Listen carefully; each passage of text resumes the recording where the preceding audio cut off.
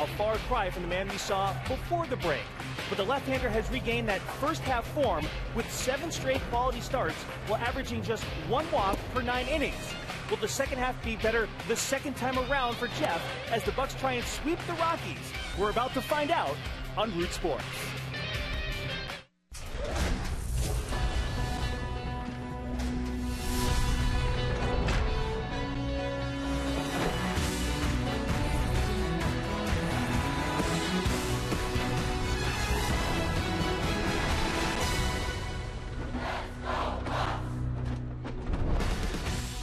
Pirate shortstop Jordy Mercer's bullet to the gap in left center field was the game winner in the bottom of the 11th inning last night. Neil Walker coming around third, scoring the game-winning run. The Pirates with their major league leading 9th walk-off win.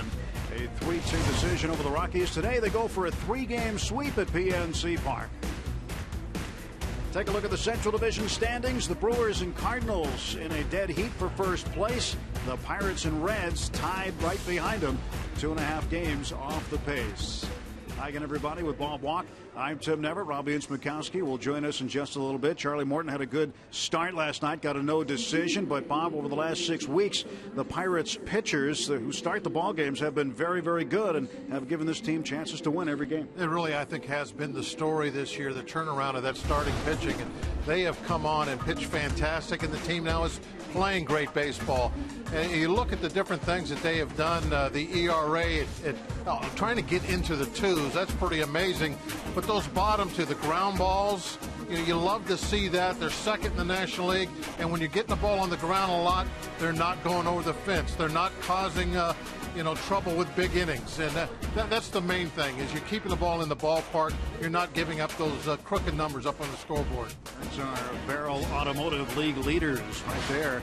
As far as today's starting pitcher, Jeff Locke, his changeup has been excellent. His breaking ball's been good, too, and he looks like he's back to his all-star form of a season ago.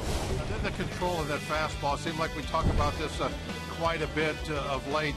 He's able to set guys up with that changeup so well, with that good fastball command, and that's really the story. It's the difference between him this year and last year is the control, not only of the changeup, but I think that fastball, being able to put it both sides of the plate, has just been fantastic. Jeff Locke gets the start today as the Buccos hope to break out the brooms against the Colorado Rockies in Game 3 of this 3-game series. The Pirates have come back in each of the first 2 games. They'd like to get out to a lead here this afternoon. Game 3, lineups and first pitch coming up.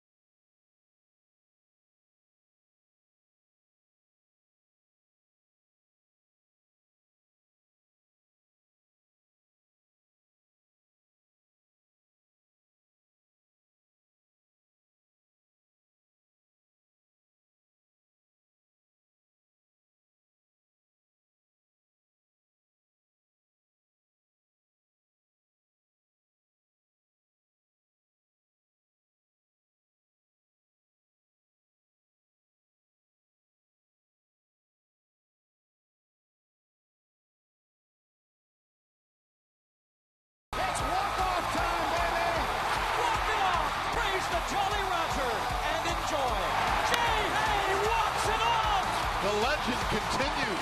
Martell walk-off winner. 9th inning fireworks. And you can kiss it goodbye. It's a walk-off win. Raise the Jolly Roger, baby.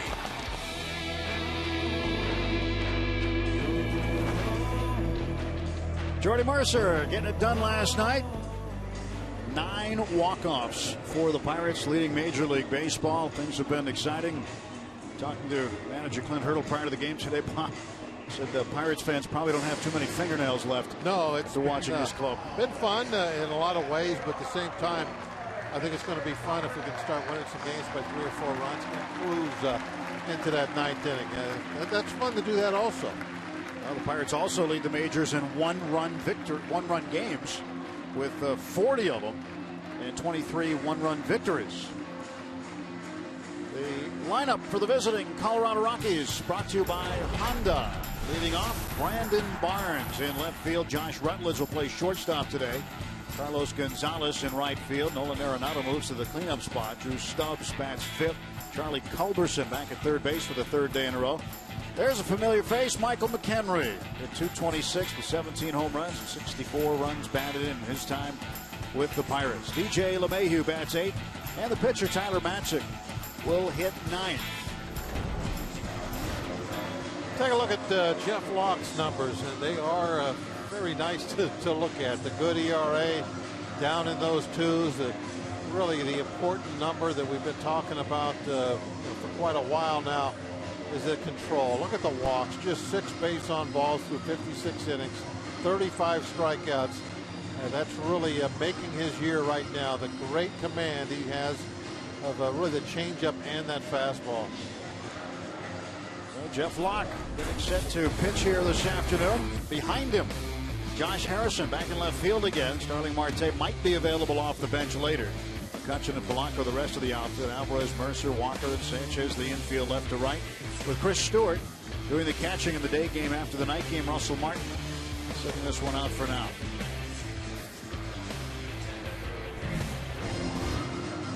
Marvin Hudson behind the plate today. He's calling the balls and strikes. Clint Fagan is the umpire at first. Tim Timmons at second.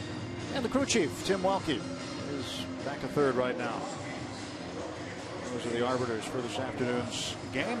A lot of Tims. A lot of them. That's okay. Hey, you know, can't ever have enough Tims. Can never have enough Tims. So Brandon Barnes getting set to lead off. Rockies wearing their black vests. They'll wear those occasionally at home and on the road. Kind of like the Pirates' black jerseys. They'll wear them at home and on the road. Pirates over the years have worn the vest occasionally. So Barnes, 249 hitter. Barnes came over from the Houston Astros in a 1-for-1 deal for Dexter Fowler. Fowler, their switch hitting outfielder who had come up with the Rockies.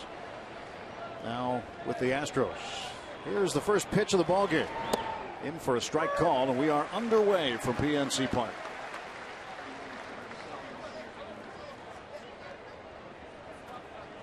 Jeff Locke 2-1, a 2.89 ERA, making his 9th start. Joined the rotation in early June. Has been very successful since coming back to the big leagues. He's made 7 straight quality starts. 1-1 pitch. That's 2-1. And really the secret for Jeff Locke has been not walking guys this year. Pretty good looking pitch right there. Yeah, the pitch could have been called a strike.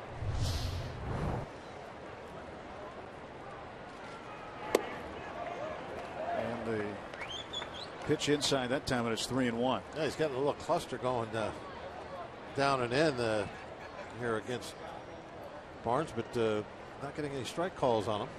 And they're out of the zone, but number 3 ball might have nicked it. Yeah, how about that? We talk about the great control, and starts the game off with a freebie. Well, Josh Rutledge playing shortstop last night. Troy Tulowitzki on this ground ball to shortstop came up lame. Diagnosed as a cramp in left thigh of Tulowitzki. Immediately came out of the ball game and not in the lineup today. So Rutledge getting the start.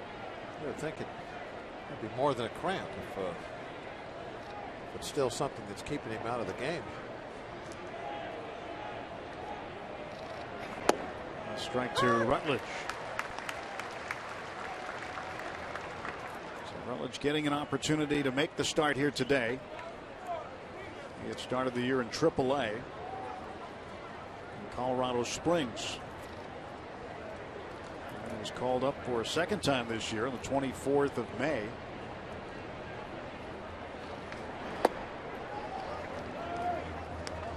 Rutledge was 1 for 2 in the game last night.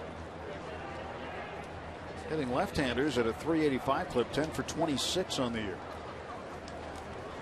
Josh Rutledge subbing for Troy Tulowitzki this afternoon.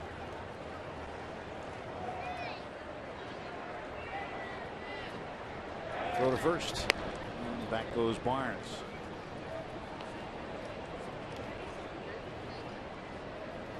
Now these Rockies, as has been the case most of their existence, really a team with the two different personalities at home and on the road.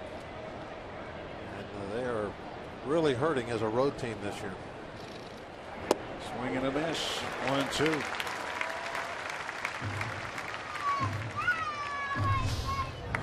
Good change up here by Locke. Perfect spot. Great command of that. And nobody out, a man on. Stewart is signed down. And the 1-2 coming to Rutledge. Fastball belted to left field. This one's back, and the Rockies have a 2-0 lead on a first inning home run by Josh Rutledge, his third homer of the year. Yeah, the Rockies make use of that leadoff walk, turn it into a run with a long ball.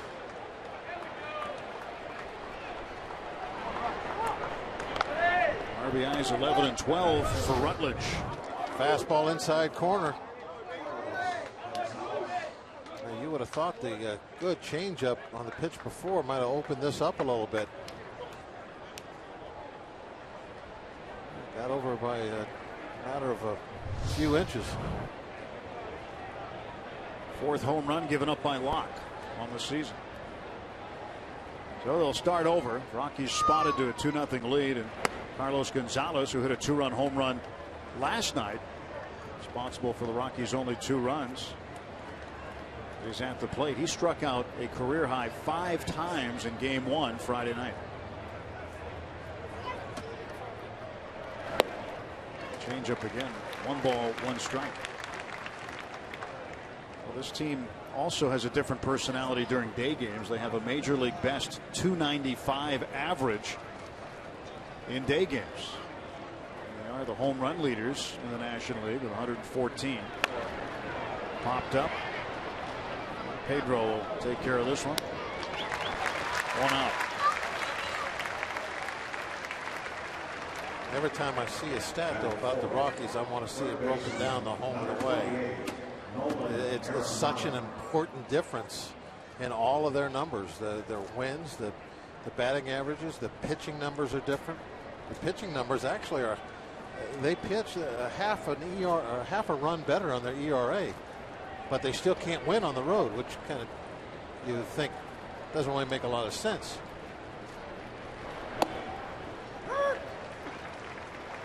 Well, their home record, just in terms of wins and losses, is better than the road record. The home record 24 and 25, a game under 500, but their road record is the worst in the big leagues at 16 and 32. Nolan Arenado doubled in last night's game.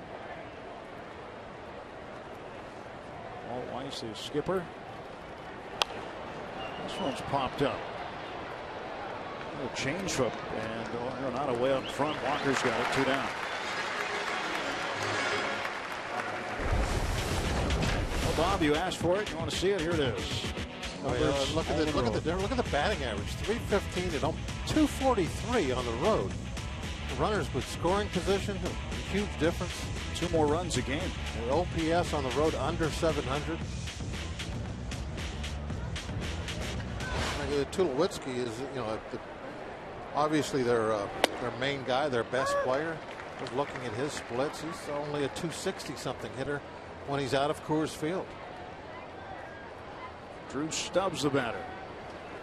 1 ball and 1 strike. He has twice as many home runs in Coors Field as he does on the road. I mean, they are just a totally different club when you get them out of Coors Field. Stubbs an opposite field single. Second hit in the inning. 2-out base hit.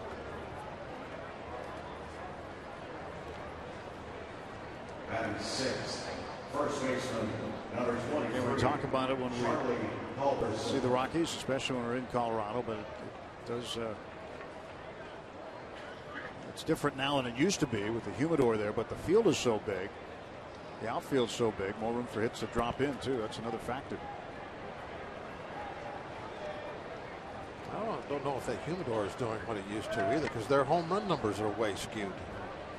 They're hitting way more home runs at home than they are on the road. Pitch to Culberson. Pops this one up.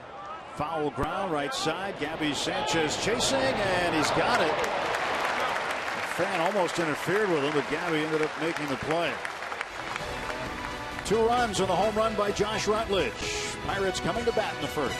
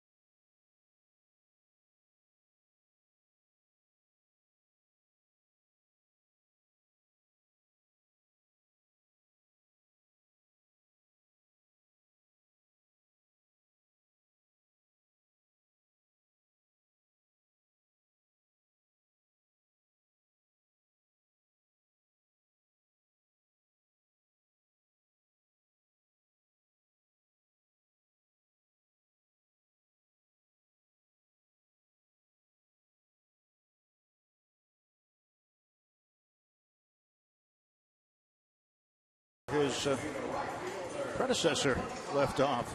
He's filling in for Troy Tulowitzki. He hits a lot of home runs. And Rutledge with a 2-run shot in the top of the first. Toyota starting lineup for the Pirates this afternoon. Gregory Polanco, Josh Harrison, Andrew McCutchen, Gabby Sanchez hitting cleanup. Neil Walker 5th. Jordy Mercer last night his 2nd career walk-off hit with the double in the bottom of the 11th inning to score Neil Walker. Pedro Alvarez batting 7th, Chris Stewart 8th, and Jeff Locke hitting 9th against left-hander Tyler Matzik, who makes his first ever start against the Pirates. You take a look at his numbers and you look at that walk column, 12 and 41. That's not as good as Locke's, but at the same time, he's throwing enough strikes to where you think you're going to have to beat him with the bat. And if you look at the very bottom number, you can do that. Opponent batting average almost at 300. So hopefully we can do some good work with the sticks. Get those 2 runs back anyway as quickly as possible. Want to see some home runs this afternoon from the Pirates. From the Pirates, yeah. We've already seen one. I'll add that. Wouldn't mind seeing this young man hit one right here. Gregory Polanco. Polanco's got 3 of them on the season. 14 RBIs. Took an 0 for 5 last night. He was 0 for his last 6. 2 for 5 on Friday. Tapper to the right side. This will be a foot race. And out is Polanco. Bang bang at first. Matzik and Polanco got to the bag just about the same time. definitely, is always going to be a possibility for Polanco. Anytime he can get the first baseman to get off that bag by a wide margin, he's going to beat an awful lot of pitchers over there.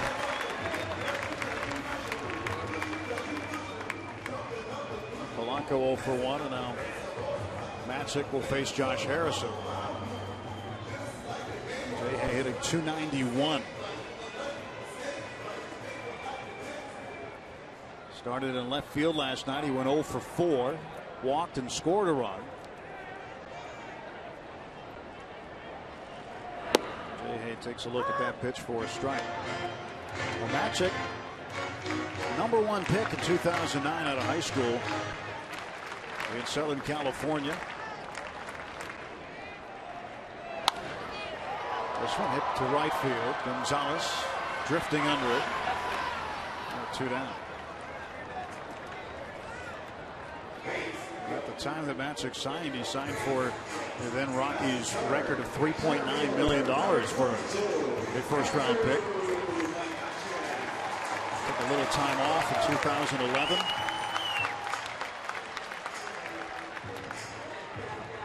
Matzik making his big league debut this year. Here is Kutch. 2 outs, nobody on.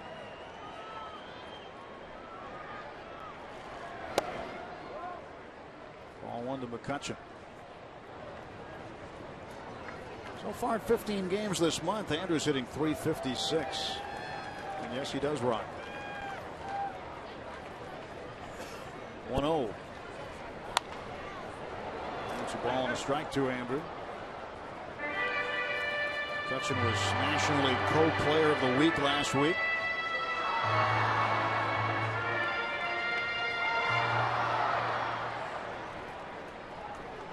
Kutch can win some awards. He can. He's going to need a bigger mantle. Yeah. So we need a very large trophy room when it's all said and done. It'll be an impressive trophy room.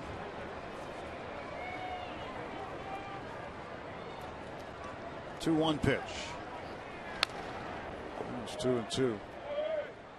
Silver Slugger, MVP, Gold Glove. He's got one of those. 4 times an All-Star. Who knows how many times he's going to end up going to the All-Star game. 4 straight years. Started in center field this year. First time as a starter. 2-2 pitch. And McHenry couldn't hang on. Well, nice to see Michael. Had a chat with him on Friday briefly. Things have worked out well for him with Colorado, going back to that organization. He came from that organization via the Red Sox to the Pirates when he originally got here. Obviously, from our dealings with him, somebody you're always going to be rooting for, as long as he's not playing against the Pirates. But what a great guy he was. Really a contributor to the turnaround here as far as the Pirates in Pittsburgh. 3-2 pitch. McCutchen strikes out. 1-2-3, bottom of the first inning. We'll go to the second. Colorado leading the Pirates 2-0.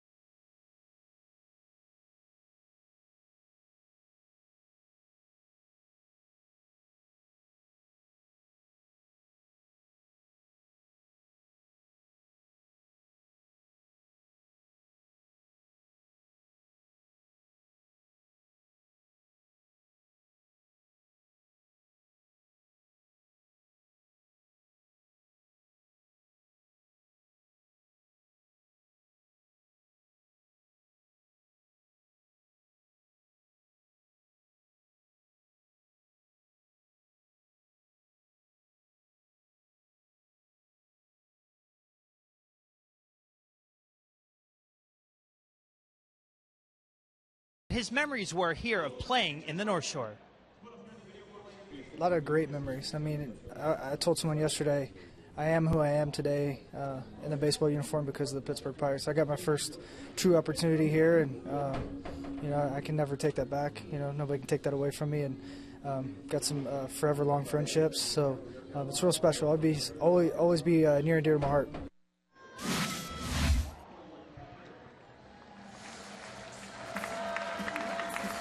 And here is Michael McHenry, who was affectionately known as the Fort when he played here in Pittsburgh. Back to a single-digit number 8. He was number 55, and then when Russell Martin came, he switched to number 19. And one of those guys that's happy to have a number. Usually you get 55, you're not going to have to give that one up. Nope. It's just bad luck. So McHenry leading off. He will take a pitch high from Jeff Locke.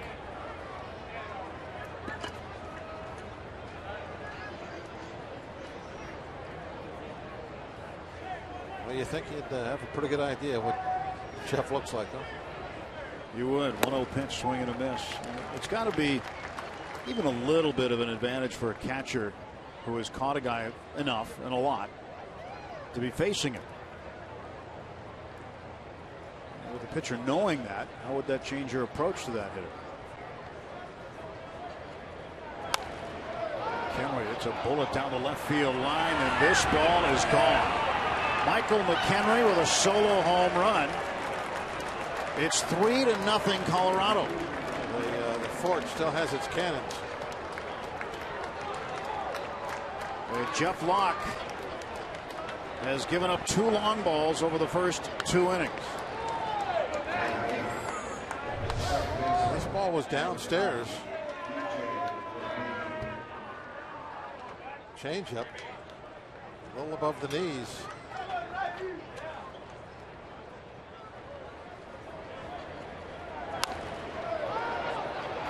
Really, the only question came off the bat was whether it was going to stay fair or not.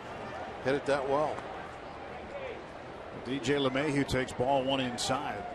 And really, right now, the Pirates cannot get too much further behind the Rockies early in this game. The Pirates' divisional record this year against their opponents in the division, not good. So Clint Hurdle was saying the other day, when that's the case, you've got to go out and beat the other teams that are out of your division. And this is a team the Pirates need to beat. They've won the series already. But in certain series, 2 out of 3 might not be good enough. Well, you want to beat the teams that aren't as good as you. Well, the bouncer slowly hit. Charging is Mercer. And LeMahieu coming off the grass. Angling back toward the back. He was out. Yeah, there are different ways of saying that. You know, beat the teams you're supposed to. Beat the, some of the weaker teams.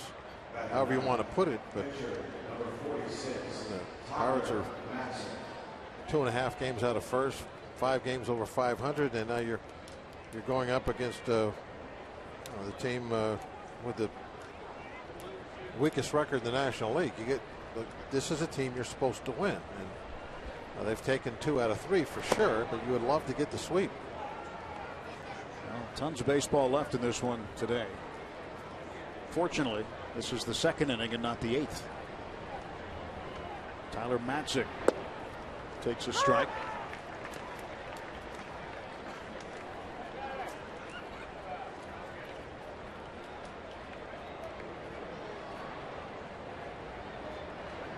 Out of Mission Viejo, California.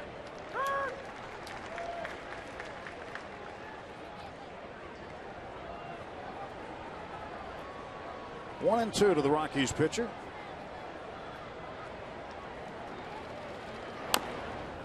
Foul ball, stays 1 and 2. Matzik was outstanding as a player in Orange County. There are a lot of players in Orange County. Went to high school at Capistrano Valley High in Mission Viejo. Committed to go to college at the University of Oregon. He had a baseball scholarship there, but $3.9 million from the Rockies changed his mind. Yeah, he can pay for school if he wants.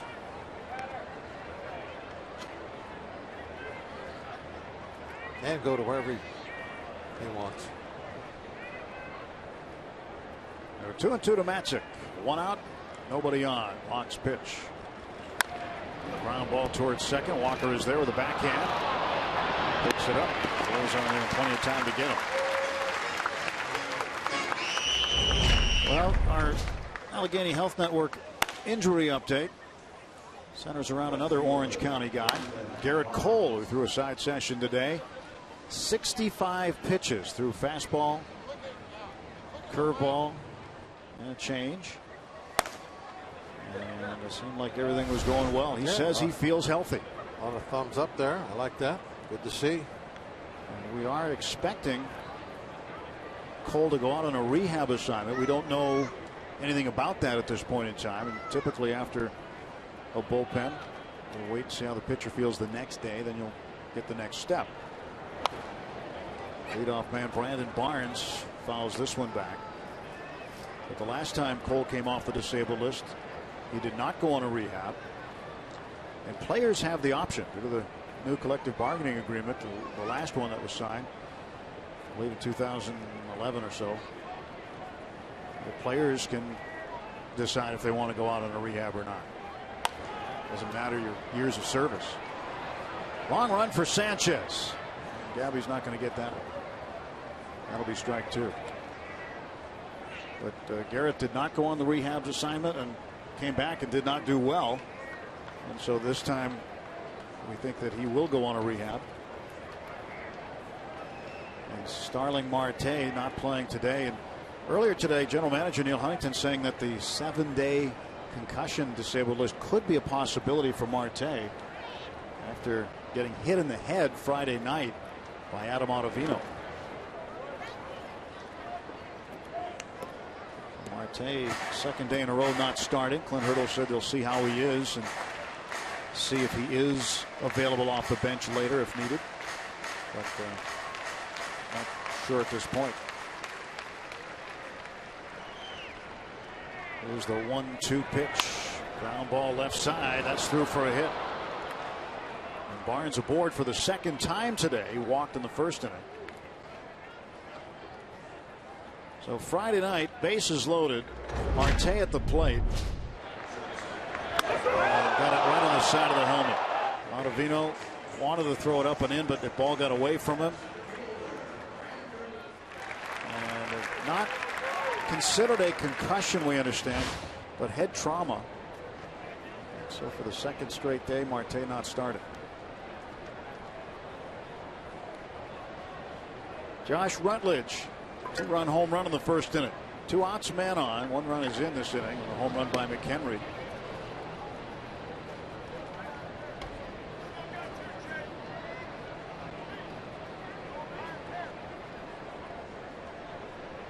.294 the average for Rutledge.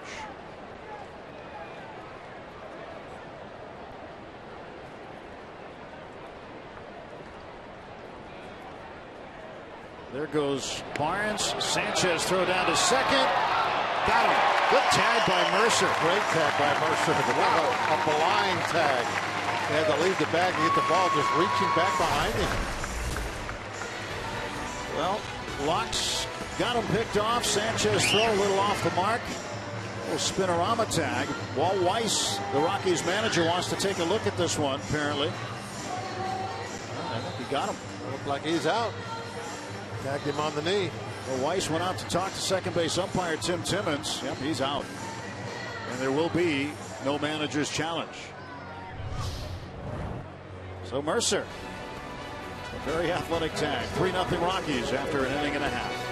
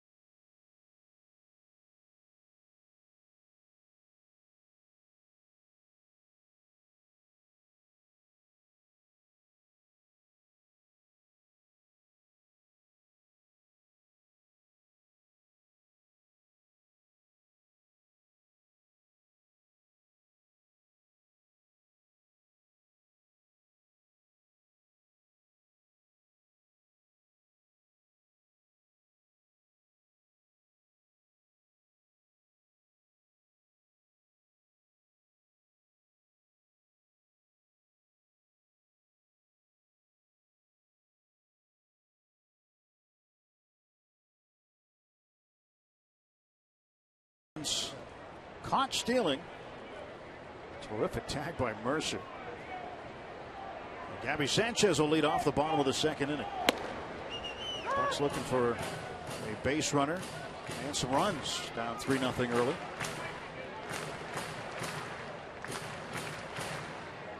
Gabby had a couple of hits last night. Yeah, he really looked good at the plate last night's ball game. Looks good now. And he's got a base hit. Leadoff man aboard for the Pirates in the second inning. Set up inside, the ball pretty much right on the corner. But Gabby keeps those hands in, gets ahead of the bat to it, finds that hole. Sanchez aboard, nobody out. The batter will be the switch hitter Neil Walker. He'll bat right-handed against the lefty Tyler Matzik. Neil certainly getting a lot of right-handed at bats this week. All the left-handed starters the Pirates are facing. Third one in a row. And a strike called to Neil. Neil got it started in the 11th inning last night with a leadoff single. Ended up scoring the game-winning run on Mercer's double to the left center field gap.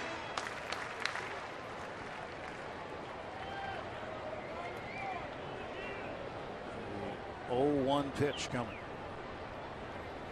Matzik's delivery. It's ball 1-1.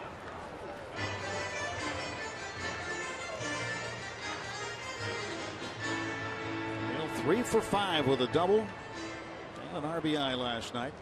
His last home run came a week ago today in Cincinnati against Johnny Cueto. Cueto for the Reds pitching against the Yankees today. They're scoreless in New York in the bottom of the third. Gets away from McKinley, but Sanchez unable to move up.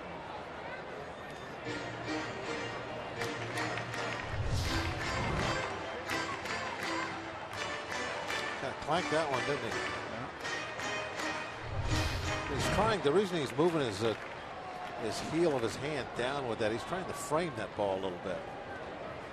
Doesn't want to turn the glove over the other way. When you do that, it's really tough to get a call.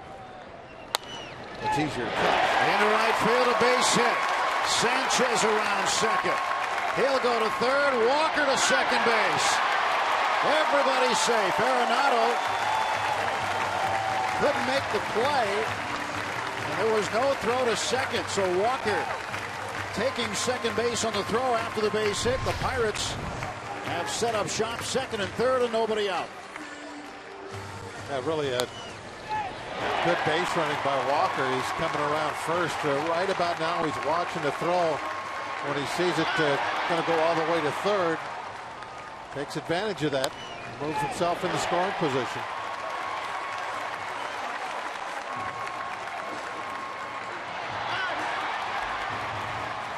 Arenado saw the same thing and developing in front of him. He charged that ball trying to get off a quick throw to second. Just didn't have the handle. Jordy Mercer represents the tying run. Neil Walker running hard out of the box.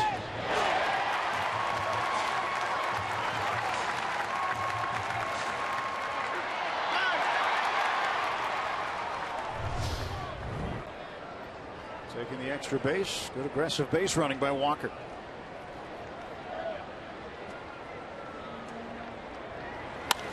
And a base hit. Pirates on the board. Sanchez in. Here's the throw cut off. 3-2.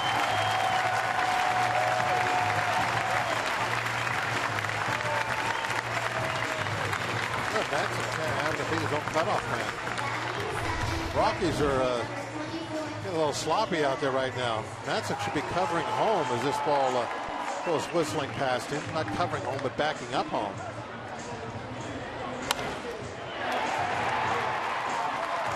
But he's just standing there, and it turned out a good thing for him because he could cut the ball off then, and Mercer had to stay at first. If he'd have done his job, Mercer would have been able to go to second base. Now Pedro a chance. Go to first and Mercer back. So in Jordy's last 2 at-bats, including his one in the 11th inning last night, he has 3 RBIs. 2-run single for Jordy. RBIs 30 and 31. Hitting .373 in his last 15 games is Mercer. Considering the month of April that he had at the plate, Bob, just to say he has an average month in April. Where is he hitting now? I mean, the way that he's been going. He said the same thing to me about a month ago. We were talking about it. And he said, if I could have just had just a decent month of April. So he had a big hole to crawl out of stat-wise. But I think everybody knows, what he has done since then. They know what kind of hitter he is, and they realize that the guy we're seeing now is the real Jordy Mercer. He might not be a .358 hitter, though. A little grain of salt there. And the 1-1 coming to Alvarez. In the air to right field, playable for Gonzalez. There's 1 out.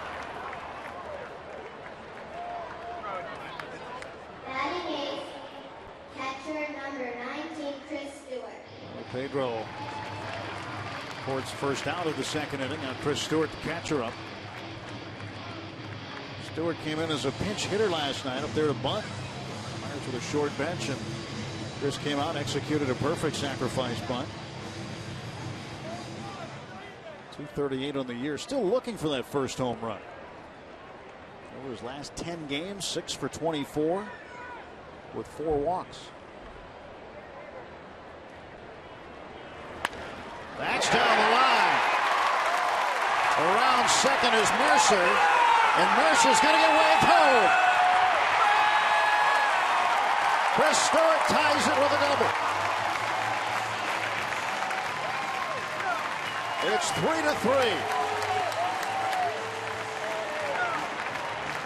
They're going to send Mercer back to third because that ball got hung up underneath the. Nick Leiva's hot with Tim Welke, the crew chief.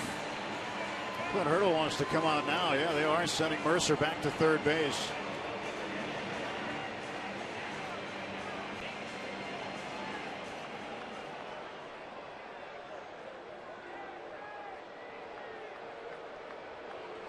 Let's see what comes of this. Doesn't look like anything the Pirates are going to win because Mercer's standing at third right now.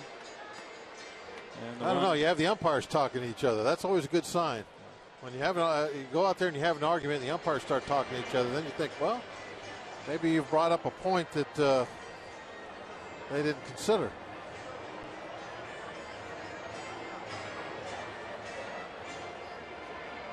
That's the second time this series there's been trouble down there by that cutout in left field. Marte ended up with a triple, trying to stretch it to an inside the park home run on Friday night. Was thrown out at the plate. So the run will be taken off the board. The ball goes underneath the cushion.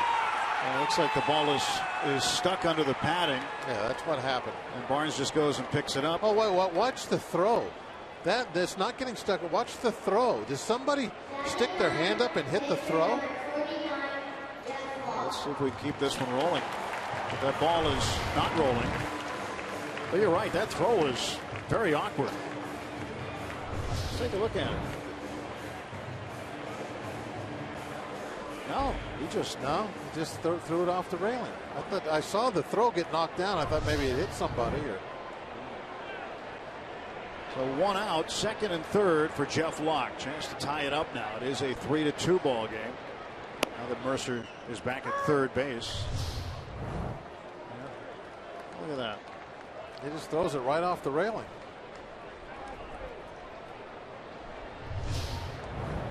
I think his hand actually hit the fence with the ball still in his hand. Isn't that what it looked like? It looked like it, yeah. He's got a longer wingspan than he thought. Yeah, he's got longer arms than he ever realized. Watch this. It just hits the fence. Pow. And then he looks at his hand like I just cut myself on a cheese grater. You know, they have hand injuries. I'm starting to understand why they've had so many hand injuries. He doesn't have to worry about that kind of thing at his home ballpark. There's tons of room out there in left. Infield coming in, and Locke reached for it. Did he go? Like no. Five injuries this year to players with hand problems. Come close to having 6. Yeah, he's got some tape on that finger already. Taped it up ahead of time just in case he threw a ball into a railing. You never know in this game. Field way in for Locke, the 1-2. He's down on strikes. So 2 outs. This will bring up Polanco. Now the infield will move back. Right fielder Gregory Polanco. Stewart with a double. His second double of the year. And because the ball got stuck under the padding, there's a ground rule double, and the runner from first goes to third.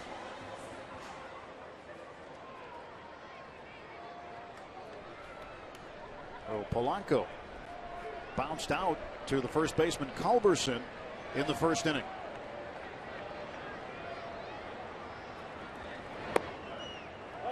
Ball 1 to Gregory.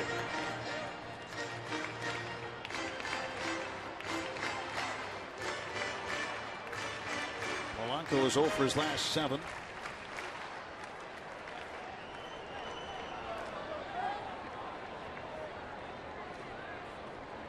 He doesn't go into these valleys for too long before he comes up with a hit or two.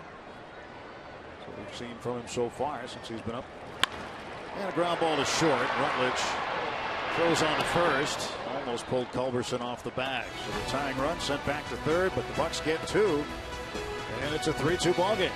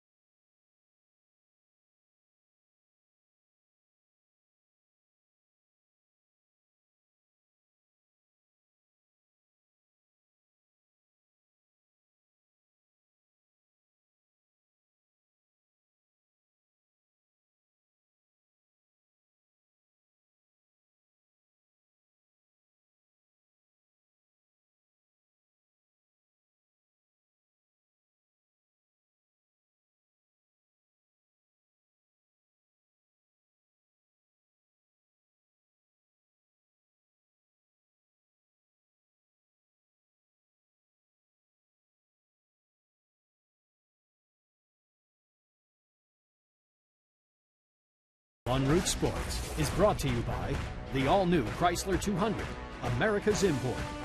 By Toyota. Now's the time to go places with Toyota. Visit buyatoyota.com for special offers. And by PNC Bank, for the achiever in you. Let's go Bucks! Well, the umpires, Tim Timmons and Tim Welke, got together between innings, and they examined the PNC Park ground rules. Well, I examined them too, and I don't see anything in there that says anything about the. I mean, we've seen the balls hit like this, and the outfielders they just do they pick them out and then they throw the ball in. Well, I don't understand that call at all. We're trying to get some clarification on it to see what the call was. Yeah, that's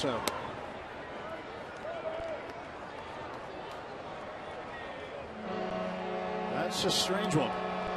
Yeah, it is. That's a strange one. It's something that certainly will be addressed. No, it cost a run. It could have a big. Well, yeah, be a 3-3 ball game if it wasn't for that. Meantime, Rutledge at the plate. He was left at the altar when Barnes was caught stealing to end the second inning. The ground rules we're looking at, there's nothing there about that. Rutledge, a base hit to left field. Harrison wings it back into Walker at second base. A leadoff single for Rutledge. He's 2 for 2. And that is the 5th hit for the Rockies. Now, the last time out for Locke, he scattered 9 in Cincinnati.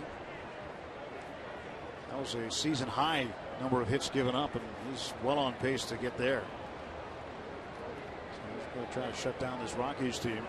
Pretty good hitter in Carlos Gonzalez up. Gonzalez 0 for 1. He popped up to Pedro at third base in the first inning.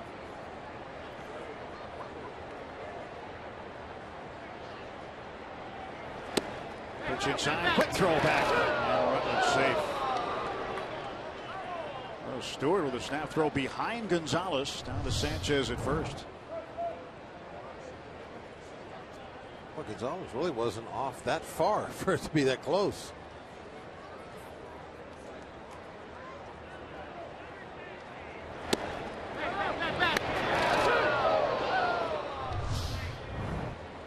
He won't get off very far now. I'll shorten him up by half a step.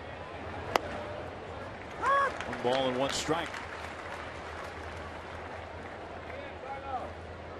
Doesn't shorten up his initial lead, but what it shortens up is that secondary lead after Locke goes home,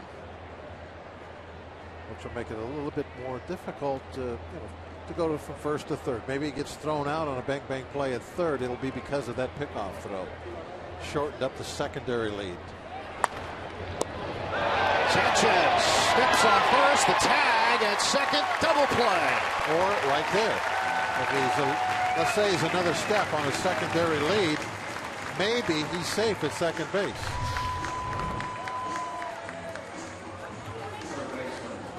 Terrific play by Sanchez. Good throw there. Nah, he would have been safe. He was out easy.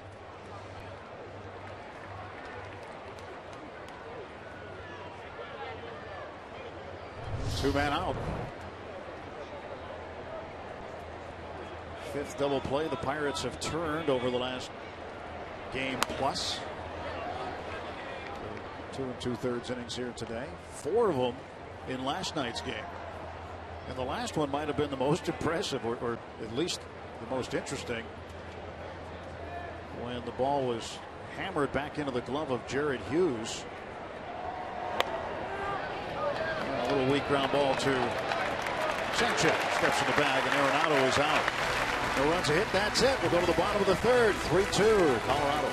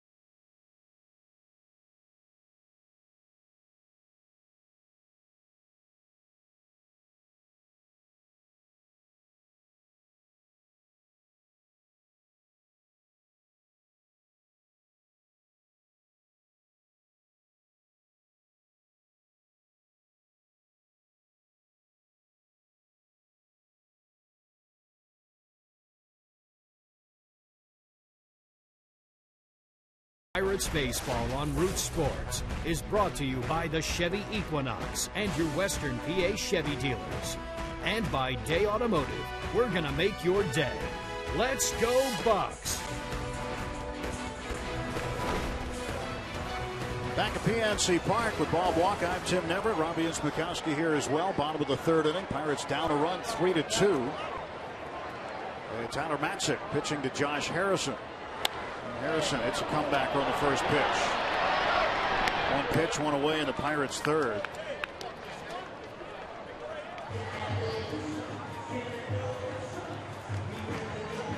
Well, we see an old friend behind the plate. How about this one? Jeff Karstens tweeting us. You know the Fort McHenry has his game plan ready today. Going to be fun to watch. And the cut's a little off balance in the first AB. I definitely agree with that. You know that the Ford has been thinking about this game for quite some time. Thinking over how he'd want to have each guy pitched. And they definitely had Kutch off balance. See what happens this at bat. See if Kutch tries a little something different maybe. Well, Michael is always a diligent preparer for his days behind the plate. 1 ball and 1 strike. He was a good infielder too. Went to Middle Tennessee State as a third baseman. And ended up playing catcher.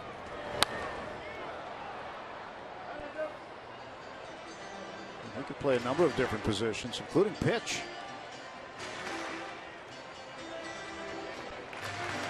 Well, he told me once they had a hot catching recruit that came in and thought he was going to be the catcher for the rest of the time, but Michael just strapped the gear on and won the job. Bouncer to short. 2 out. Kutch is 0 for 2. He came up and in on him. 94. Staying out that in the middle of the strike zone with McCutcheon for sure.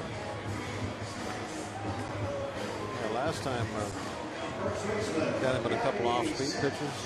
This time hard stuff in. Well, that's what it's all about, is trying to keep the hitters off balance, destroy their timing. Add a little, take a little off. Then when you work the ball in and out, that's also messes with their timing. And they have to be a little quicker, obviously, on fastballs that are in toward their hands, and they have to, when it's away, they have more time to wait when balls are away. Ball can get deeper into the strike zone. 2 balls and no strikes to Gabby Sanchez. Gabby 1 for 1 with a run scored.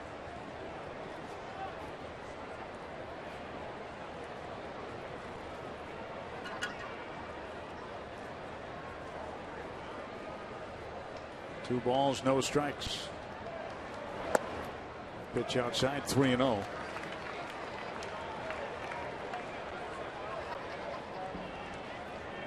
Three to 2.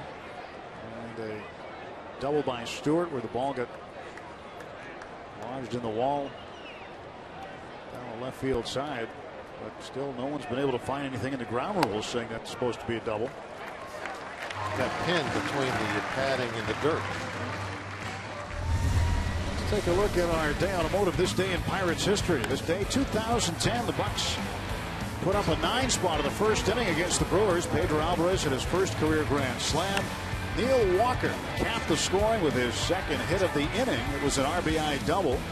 He'd end up with 5 hits for the game. His first career 5-hit game as the Bucks beat the Brewers 11-9. 2 outs and a man on. Gabby Sanchez represents the tying run.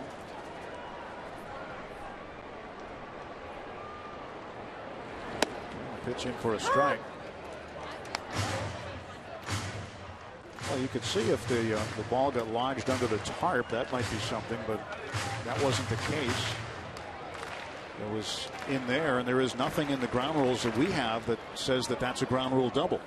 And we did see the umpires checking their sheet. And Walker is going to end up with a base hit. Neil is 2 for 2.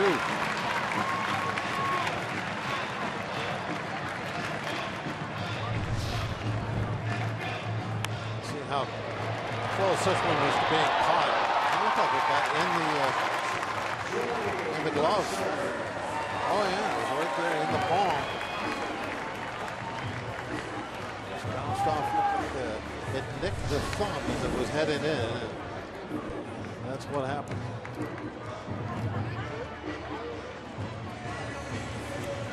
Came looking at the thumb of his glove. How did that not stay in there?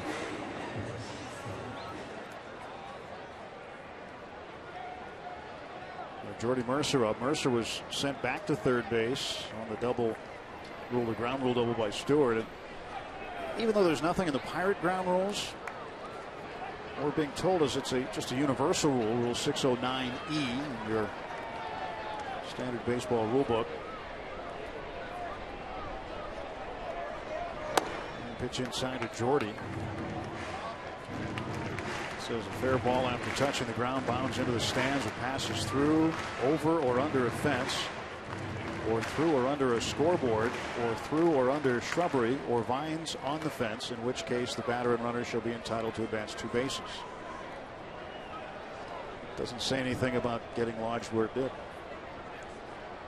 And the pitch. 2 balls, no strikes to Jordy.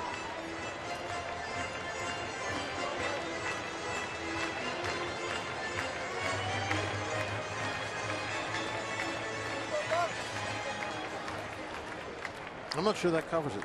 I don't think it does, at least not by this wording. Let's just hope the Pirates get enough runs we don't have to worry about it. Maybe there's some vines growing underneath that padding. Shrubbery, maybe? Up on, yeah. We just can't see them from here. Oh, the looking pitch there. It's a strike to Jordy.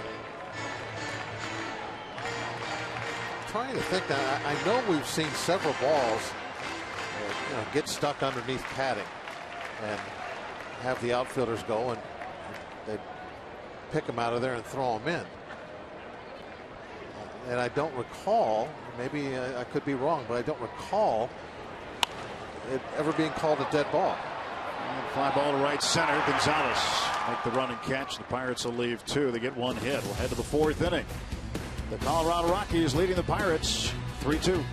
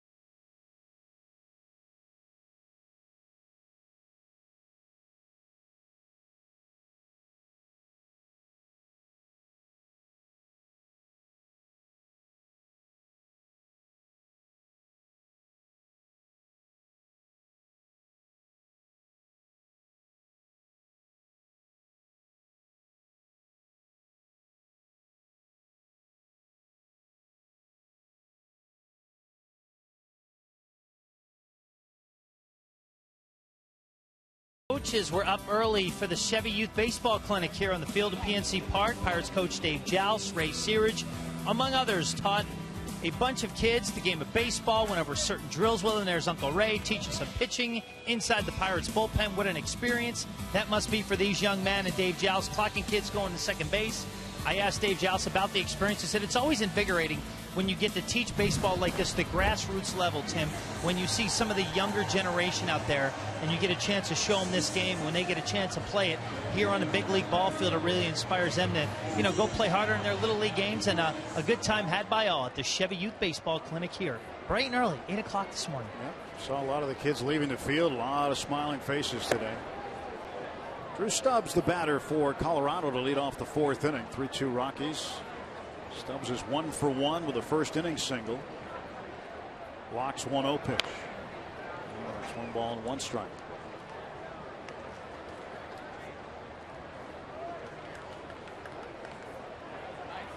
Stubbs hitting .299. Trying to find a regular place in the outfield for the Rockies. He's been in and out of the lineup. 2-1.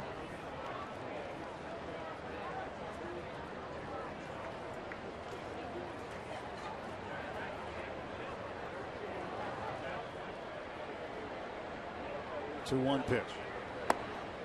Missed inside 3-1. Locke did walk the first man he faced today, Brandon Barnes. Barnes would come around to score on the Rutledge home run in the first inning.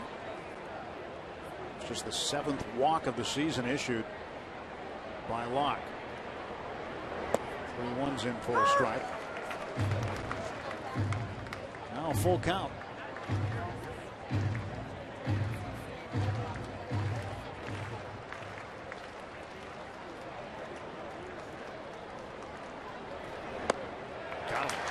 Struck him out, came back from 3-1 count. Strike out Drew Stubbs, and there's 1 away in the Rockies half of the 4th inning.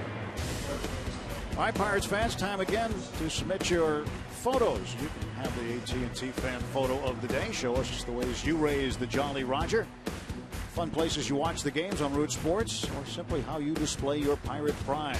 Get a picture via Twitter using the hashtag BucksFanPhoto for a chance to have them shown during our telecast. Charlie Culberson, 1 out, bases empty. Swing and a miss. Culberson started Friday night at first base for Justin Morneau. First time he'd ever played first base in the majors. And 3 days later, he's now on the 3rd time he's ever played first base in the majors, with Morneau still with a sore neck, keeping him out of the lineup. Change up out in front. On speed pitch from Jeff Locke. Culberson popped out foul to Gabby Sanchez to end the first inning.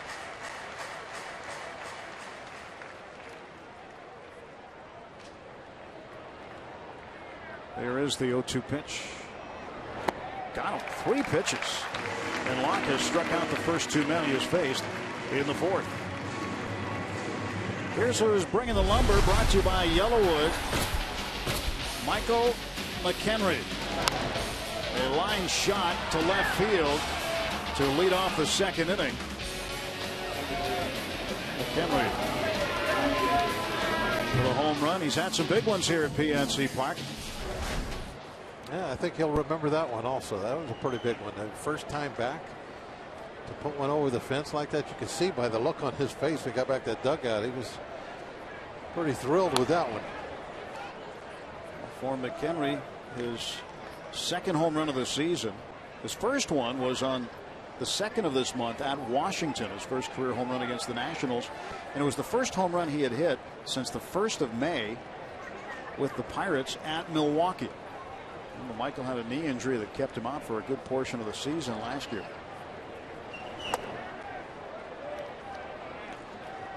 1 ball and 1 strike. And Michael has always been able to supply that surprising power occasionally. 1-1 pitch. 2-1. Remember the Marmol home run that he hit off the Cubs? It was it's like those times where you're just not thinking long ball. That's when he would come up with one, it seemed like. I guess maybe that's why a lot of his those home runs, besides being in the big spots, are memorable, because it's just so unexpected.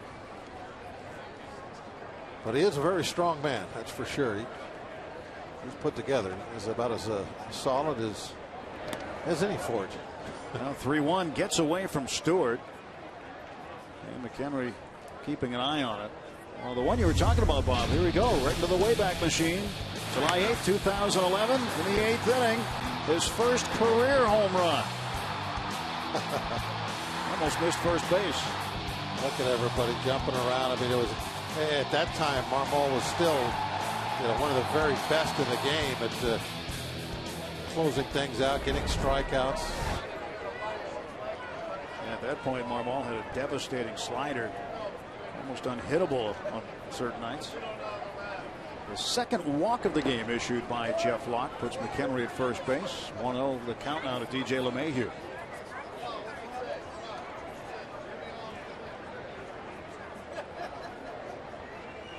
.279 the average for LeMahieu. He grounded out to Mercer at shortstop in the second inning. 0 for 1.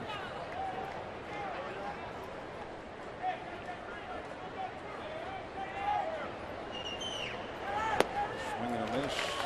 Off-speed pitch, and LeMahieu out in front.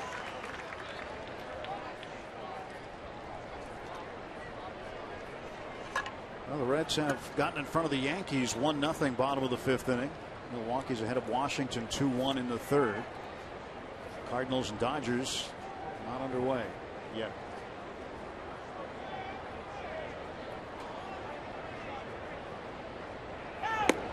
Pitch is in for a strike, and it's 1-2.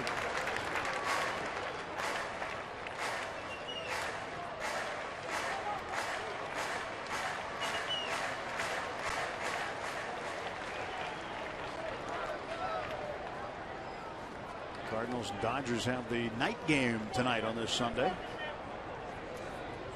1-2 pitch. Cardinals play a lot of games on Sunday night, but the Dodgers will have a night game tonight and have a late flight into Pittsburgh tomorrow night. Hyun-Jin Ryu, the lefty, will start for the Dodgers against right-hander Edison Volquez in game one of that 3-game set with Los Angeles. Pirates and Dodgers, first of a 3-game series tomorrow night. 1-2. Just missed off the corner. Count is even. 2 balls, 2 strikes.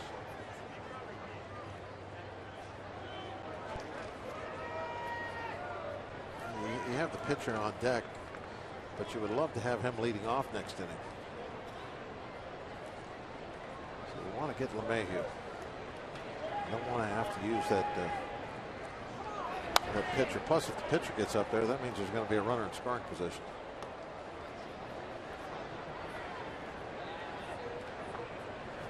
And even pitchers can knock one in every now and then.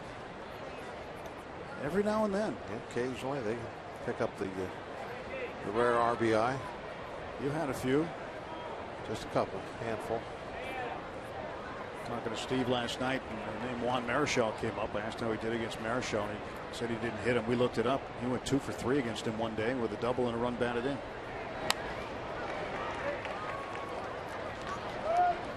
Ended up 2 for 5 in his career against Marichal. Owned him. Yeah, that's that's small sample size. That's owning, right? Yeah. 2 for 5, single, double, and a run batted in. That's pretty good. And Marichal was 0 for 6 against Blas. Didn't hit his catcher, did he? Didn't hit his catcher. 2-2 pitch.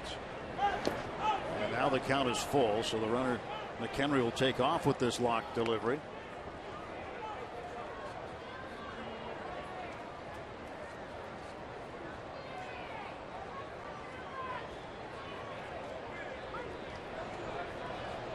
McHenry getting a head start.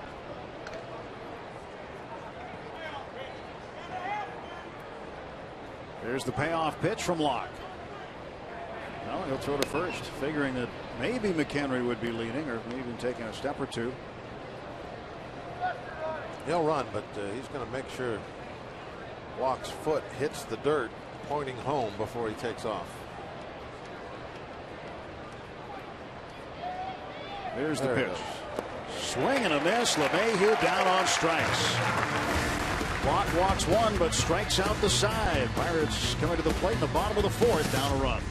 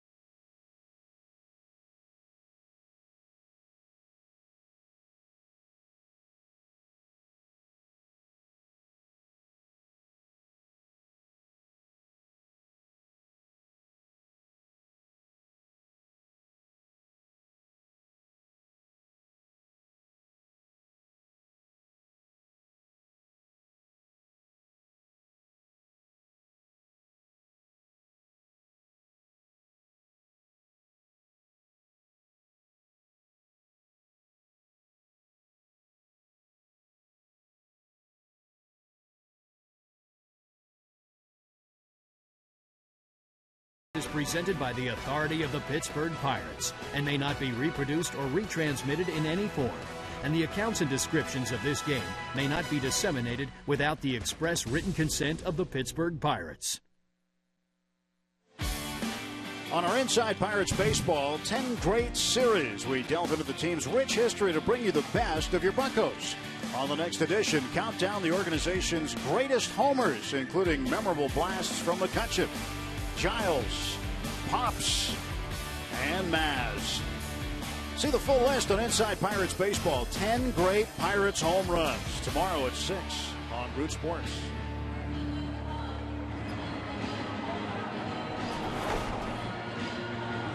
3-2 Colorado with the lead. 5 hits apiece. Pretty nice Sunday afternoon on the North Shore in Pittsburgh.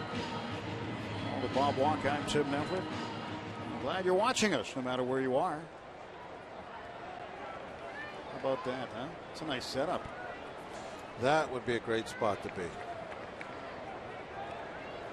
If we could only call a game from out there, that would be nice.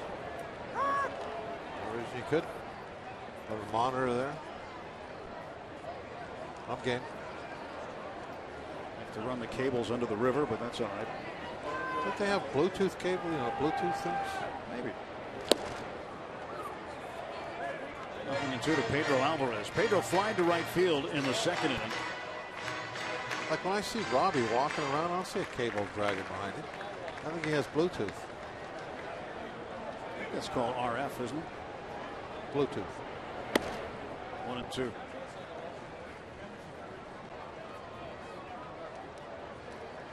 Yeah, see? Yeah, you don't do that. Those are Bluetooth discs. It's high-tech stuff right there. 1-2. Actually, that's how you track the pitch speed. See the 83 miles an hour? Those are the radar guns. That's how we know that. Pedro doesn't think he struck out, but they go down to third base umpire Tim Welke, who's holding a fist up. I'm not sure that ball didn't hit the dirt before McHenry caught it. Let's see. Yeah, Michael may have sold this one really well. This will be a good angle here. Yeah, it's in the dirt. Well, definitely bounced, but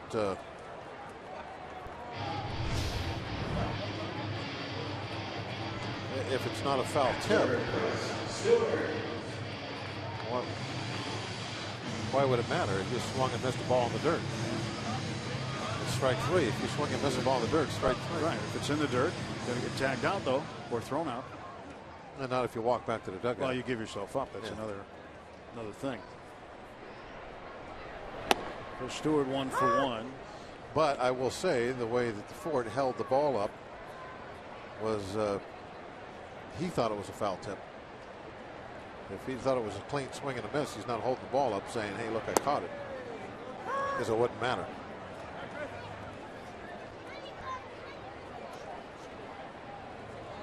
Chris Stewart 0-2 the count.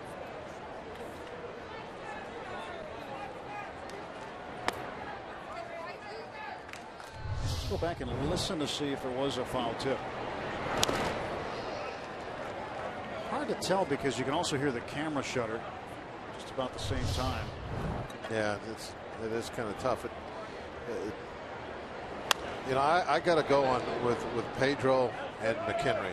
McHenry thought it was a foul tip because he held it up trying to act like he caught it on a fly, and Pedro immediately pointing at the dirt saying, hey, that ball bounced, and unless he foul tipped it, it wouldn't matter if it bounced, if it was a clean miss. So I think it was a foul tip. That's all I got to go on. 1-2 pitch. 2-2 to Stewart.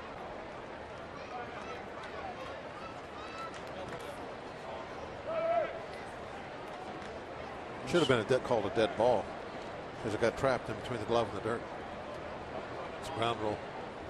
Is that a ground rule? Yeah, it's caught in between the ground and the dirt. 609F. The glove and the dirt. Down on strikes goes Stewart.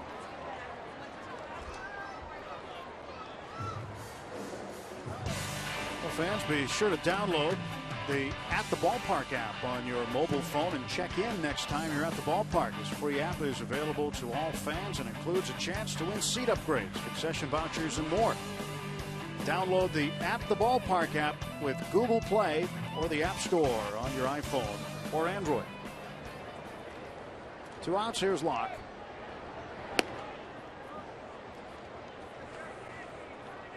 Can't really find the rule for that one, Bob. In between the glove and the dirt? Yeah, I've been looking. Well, we couldn't find a rule for the other one either. I think I might have come closer, but. No, you didn't come close. I got close. No, that was not close at all. Keep this handy. And ball did not leave the field of play. So your rule that you came up with a while ago? It did. No good. Well, here's another one. How many strikes we got? None. 2-0. You got time to read it. Go ahead. All right. Any fair ball which either before or after touching the ground passes through or under a fence, or through or under a scoreboard, or through any opening in the fence or scoreboard, or through or under shrubbery or vines on the fence, or which sticks in a fence or scoreboard, in which the case the batter and the runner shall be entitled to bases. That's the only thing close, is sticks in a fence. Okay. It's the closest thing. Sticks in a fence. There it is. 609F. Where's the one you read before? 609E, right in front of it. Matzik strikes out the side. We go to the 5th.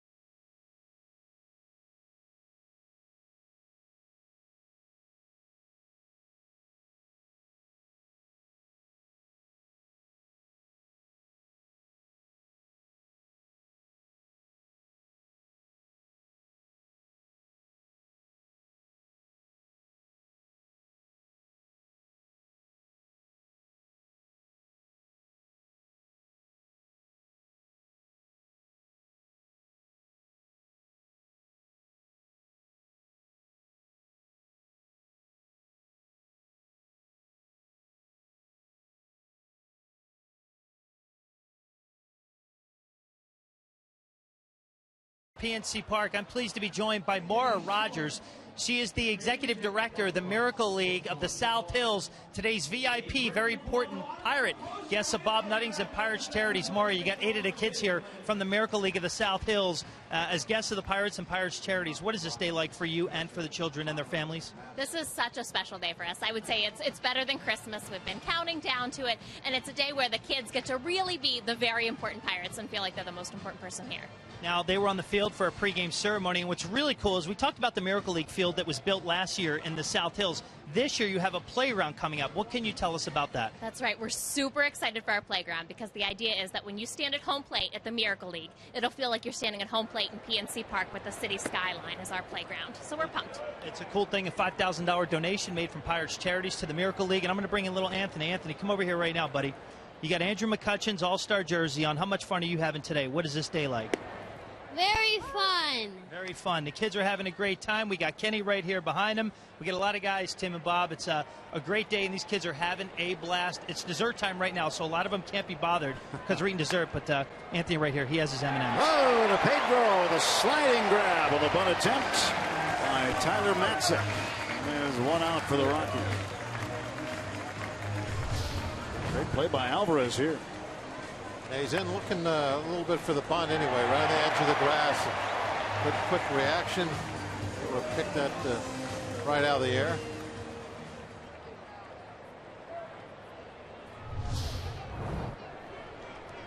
Of course, if he hadn't charged it, he could have just caught it on a bounce and put it first easily. So back to the top of the order, Brandon Barnes. He's 1 for 1 with a walk and a run scored.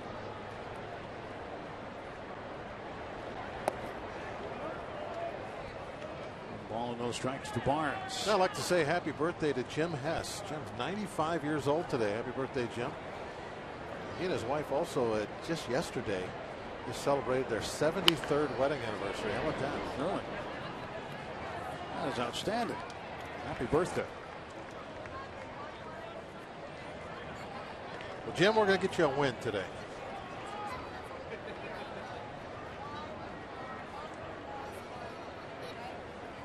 This guy's getting a good look at that new souvenir. 1-1 pitch. Popped up. Right side. Walker drifting out toward right field. And behind first base to make the catch. 2 gone for Colorado in the 5th.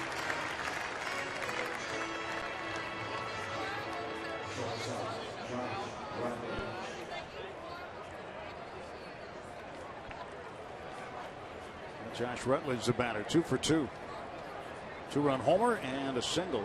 He was doubled off in the 3rd inning. You know, I was thinking about your rule. You're stuck in the fence rule. Yeah, not my rule. It's baseball's rule. I know. There's a 1-hopper to Mercer, and Bob will have to hold that thought. I'm going to think about it some more. Jeff Locke, 7 pitches that inning. The side retired in order.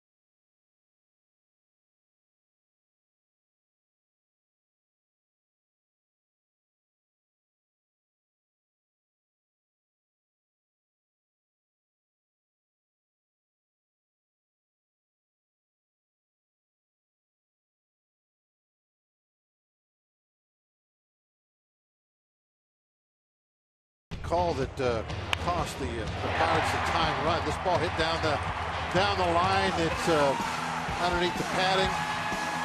Mercer scores easily on it. And then as the ball is picked up and then badly thrown in, the decision was made that, hey, wait a minute, we're going to make that a dead ball. And Mercer's going to go back to third. They're looking over what I'm assuming are ground rules on that laminated card. It looks like a laminated card. And I contend that if it was stuck, then how do you ever make the bad throw? If it was stuck, he wouldn't have had the ball in his hand. The ball just stopped. The ball stopped. Wasn't necessarily stuck. Right. Like you couldn't get it out of there. Yeah. I think that rule is for balls that are actually stuck, where they're difficult to extract. That ball was just laying there on the dirt, where it had been stopped by the padding. He pulled it out of there with no problem at all, and then messed up the throw by hitting his hand on the side of the fence as he was trying to throw the ball. I mean, that has nothing to do with the ball getting stuck. So that's your thought. That's my continuing argument on to why this should be a 3-3 ball game instead of 3-2.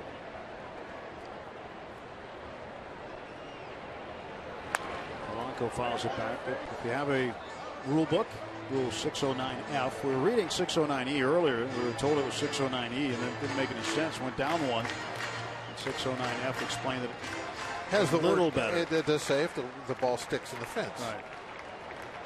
Do you know what Rule 610 is, Bob? No. I don't even want to tell you. Well, why would you bring it up? Designated hitter rule. See, I don't like any of the sixes, obviously. Polanco fouls it back. Yep.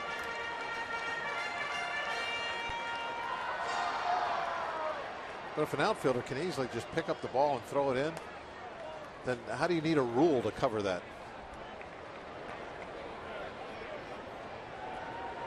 There's no rule. The ball is not dead if the outfielder can pick it up and throw it in. 0-2 pitch.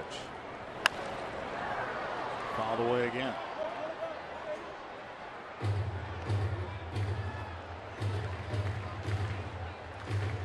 So it all hinged upon how the umpires interpreted what was stuck in the padding or not, whether it was or not. It just had stopped rolling. You look at Wrigley Field, that's a whole different ball game, especially when you have the ivy in the summer. Balls do get stuck in that. And Polanco down on strikes. 4 straight strikeouts for Tyler Matzik. 6 of them in the game. He's doing a heck of a job. He's got a very good fastball, a plus fastball, I guess you could call it.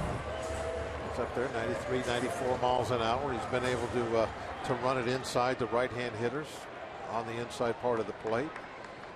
Keep everybody a little honest.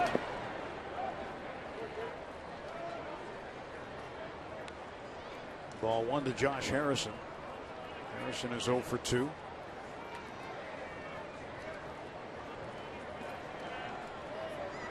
Pirates' top 3 hitters in the order last night. Polanco, Harrison, McCutchen, same as today. They had 1 hit combined, 2 walks. And no hit so far today as Harrison tries his luck with a bunt. Arenado throws to first, too late. It gets away, and Harrison stumbles on his way to second base, and he'll be in standing. Tying runs in scoring position.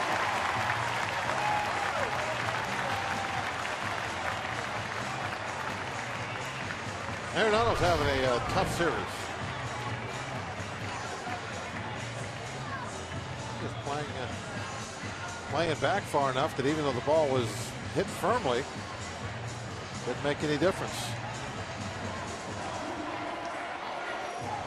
A base hit for Harrison on the bunt, and he goes down to second on the throwing error by Arenado.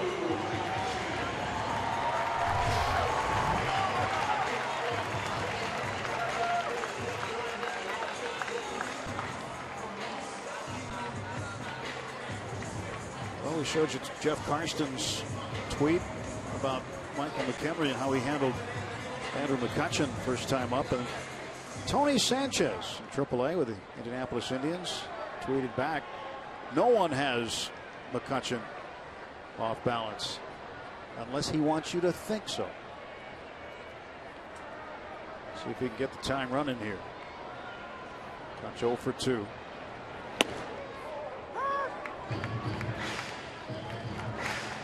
Strike 1 to McCutchen. I wonder how he'll be pitched here with that base open and tying run in scoring position. Will he see much to hit? Josh gets back easily on the pickoff attempt. Gabby, not a fast runner by any means. Could definitely be a candidate for a double play.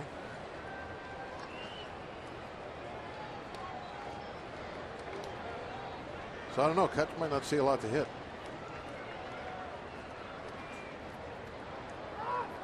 Timer's call. McHenry wanted time.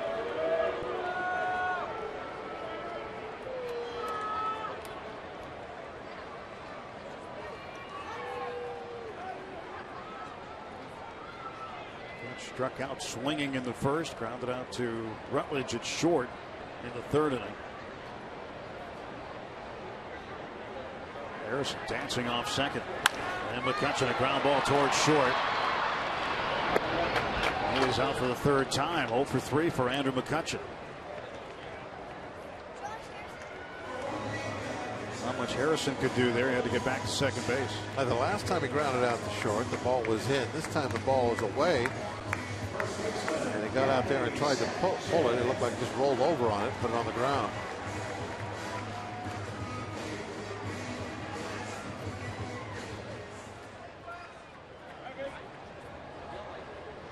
Gabby Sanchez has been on base twice, once with a base hit, and once with a base on balls. He has scored a run today. 2 outs. And Harrison at second base. Gabby takes a strike.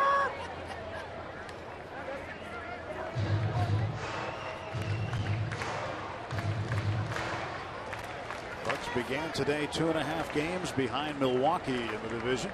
And St. Louis, both tied for the top spot in the Central. Cincinnati alongside the Pirates. Sanchez, a hot shot right into the glove of Rutledge, and the Pirates leave the tying run on base. We'll head to the 6th inning at PNC Park, 3-2 Colorado.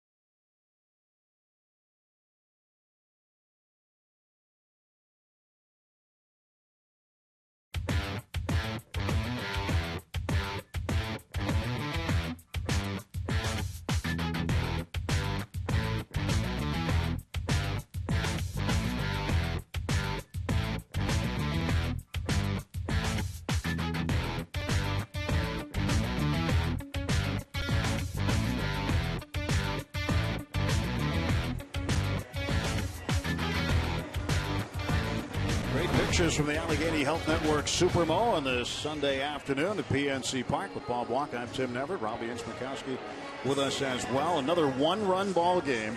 3-2. Rockies in front as we start the 6th inning. Carlos Gonzalez to face the left-hander Jeff Locke. Gonzalez 0 for 2. Get into a double play in the third. Pirates playing with 3 infielders on the right side. Gonzalez homered last night. His only hit of the series so far.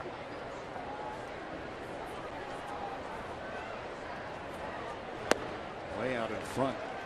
And it's 1-1.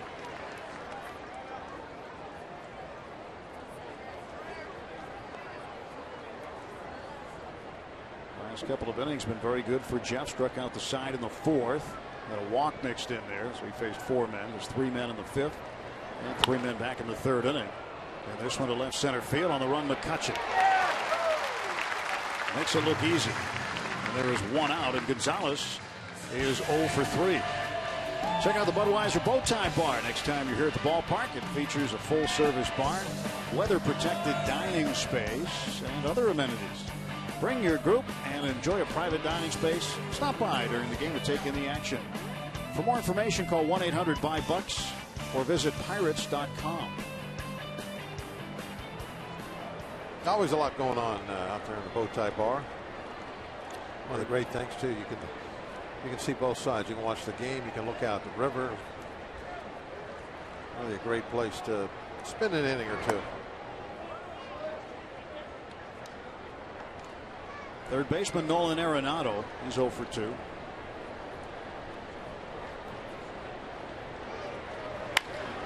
Lines it to left center field. That's down for a hit. Jackson will bring that one back in and hold Arenado to a single. Rockies now with 6 hits. Drew Stubbs the batter. Stubbs a tough guy to double up. He's 1 for 2. Struck out last time up in the 4th inning and singled back in the 1st.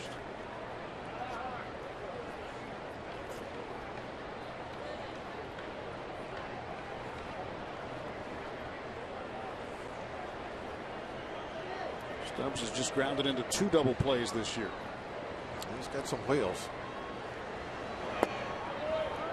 Ball 1. Good speed. Covers a lot of ground in the outfield, which is very vital when you play in Denver, your home ballpark. You got to have some fast outfielders. There's a lot of grass out there. That's what I hear.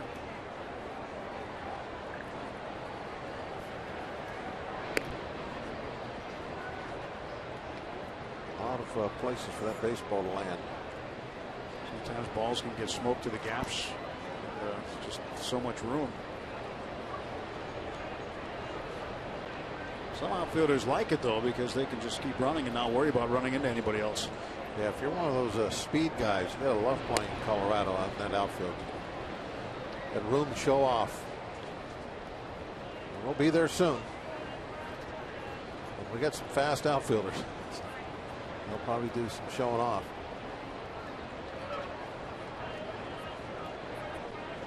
PNC Park, not a small outfield, especially left, obviously.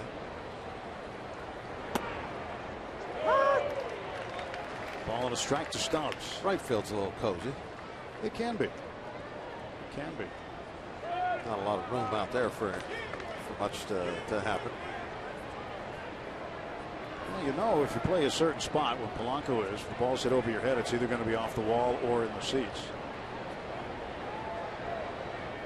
Might be able to play a step or 2 in and take away a sinking line drive occasionally. Yep.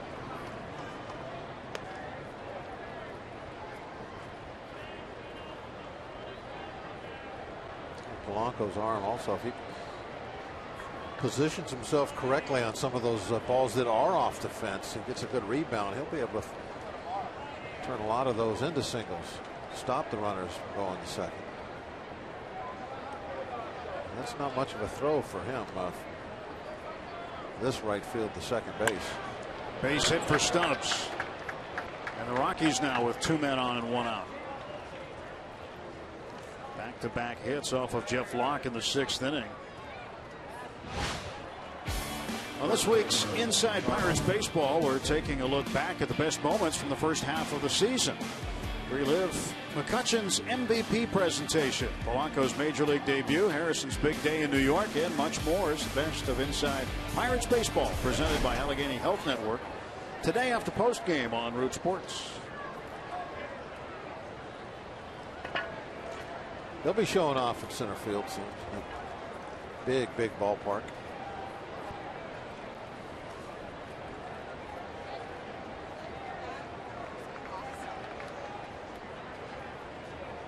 Pirates are through the Dodgers here and then out west on a long road trip, starting in Colorado for 3, San Francisco for 3, Arizona for 4.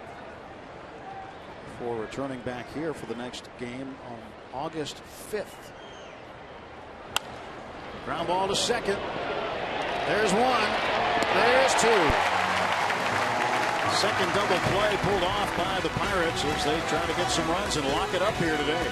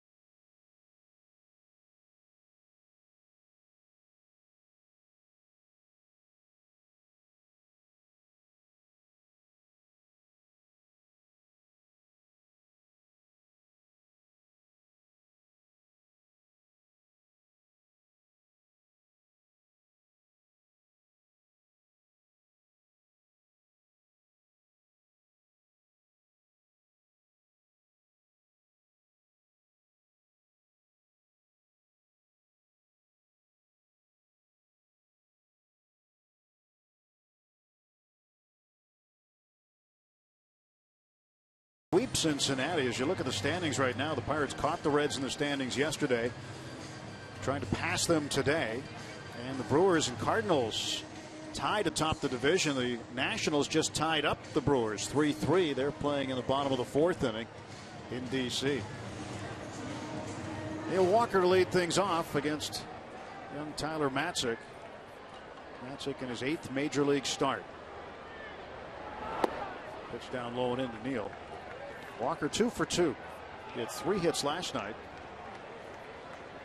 and 2 this afternoon. And the 1-0. 1 ball, 1 strike to Walker.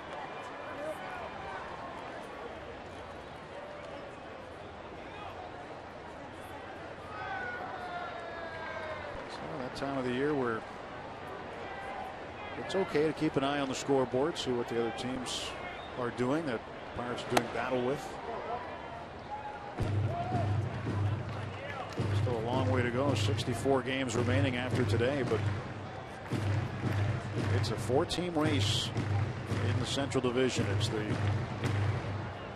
most hotly contested race right now in baseball.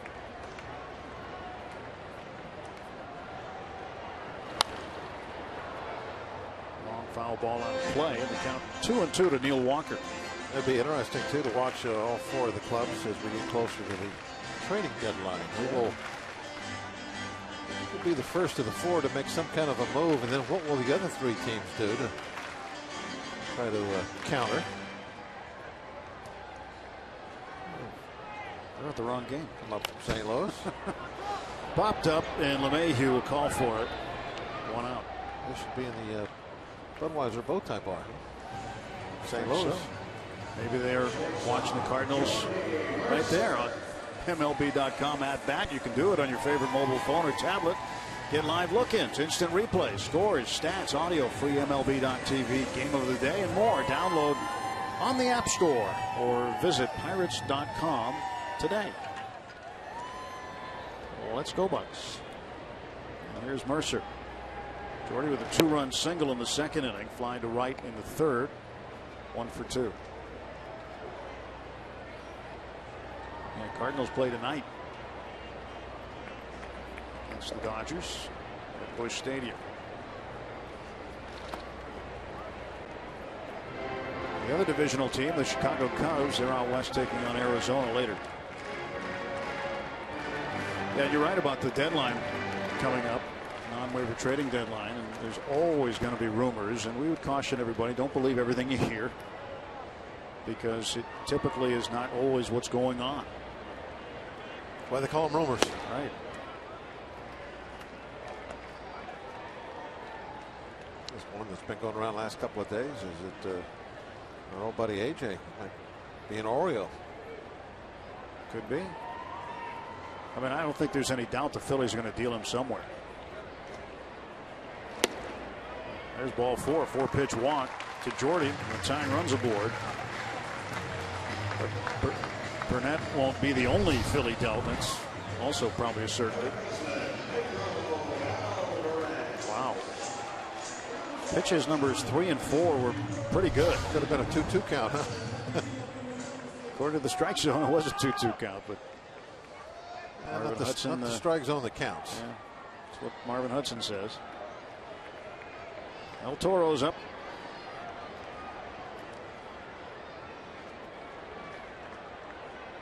Pitch to Pedro. There goes Mercer. No throw by McHenry. Huge jump by Jordy. An uncontested stolen base, and for Mercer, just his 2nd swipe of the year. Now the tying run is in scoring position. He had to be just taking off on first move, because he just didn't spend any time reading much. As soon as that leg twitched, he was gone, and McHenry just had no chance. 1-0 pitch to Pedro Alvarez. 1 ball and 1 strike.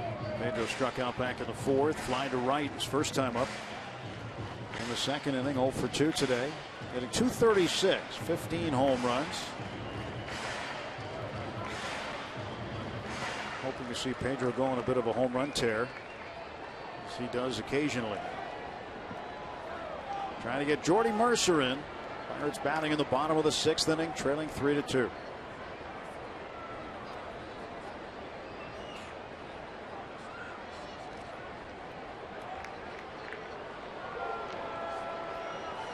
Mercer obviously going to be careful to see what Matzik does. If Matzik happens to put one in the dirt past McHenry, he'll try to advance to third base, try to get a runner at third with less than 2 outs.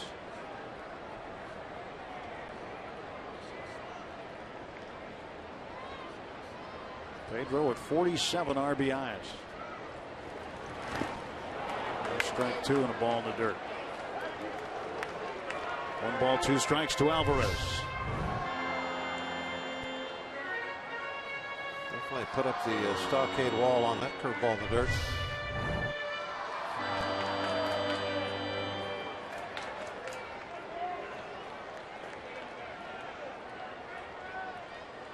They don't know him as the Fort in Colorado. They don't call him that there. They would if his name was Collins. That's right. Or Lupton. A lot of Forts in Colorado.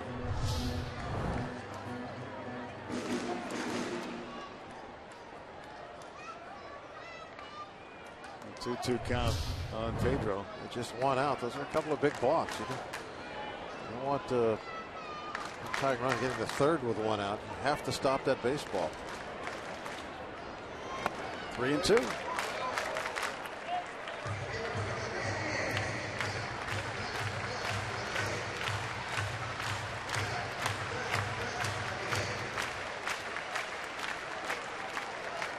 Fort Collins, not an actual fort. It's a town about 45-50 minutes north of Denver. 3-2 pitch coming to Pedro. Strike 3. Second time he's gone down on strikes. They kept throwing in the breaking balls and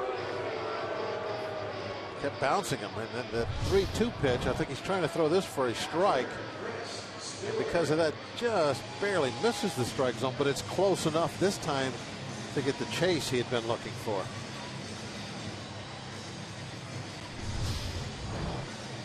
Seven strikeouts for Tyler Matzik.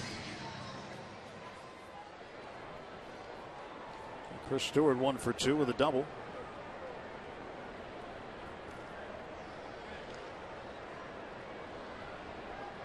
Mercer out at second base. There's the pitch. Strike call to Stewart.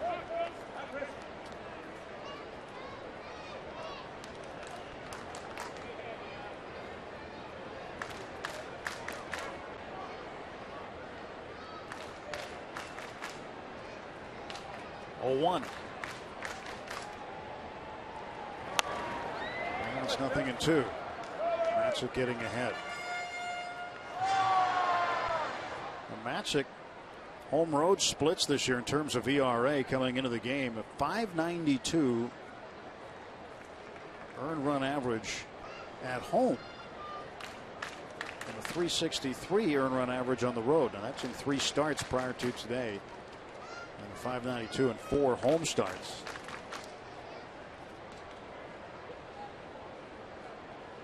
Gives up about 2 more runs a game at home.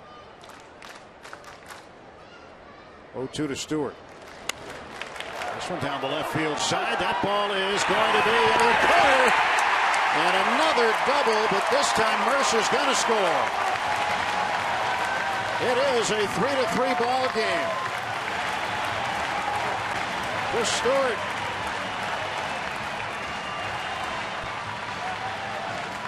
A pair of book rule doubles here this afternoon. And this ball inside, it looks like it jams him pretty good. But able to muscle it down in that corner all the way to the warning track.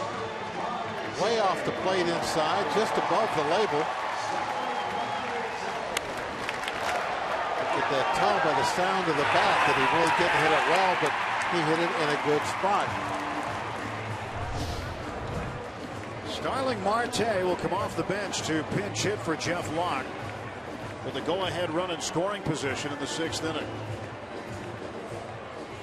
Marte Marte didn't start for the second day in a row. They've been concerned about him after he was hit in the head Friday night by an Adam Ottavino pitch, but he's back in there today. A chance for Marte to get Stewart home. A 3-3 ball game in the 6th. Pitch inside. Jeanmar Gomez loosening up for the Buccos.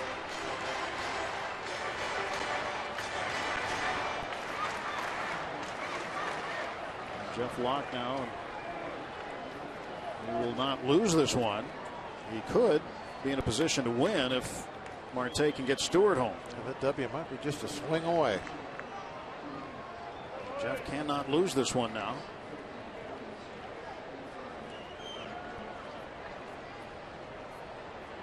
Locke, 6 innings, 3 earned runs on 7 hits. He struck out 3. Fouled back, 1 ball, 1 strike.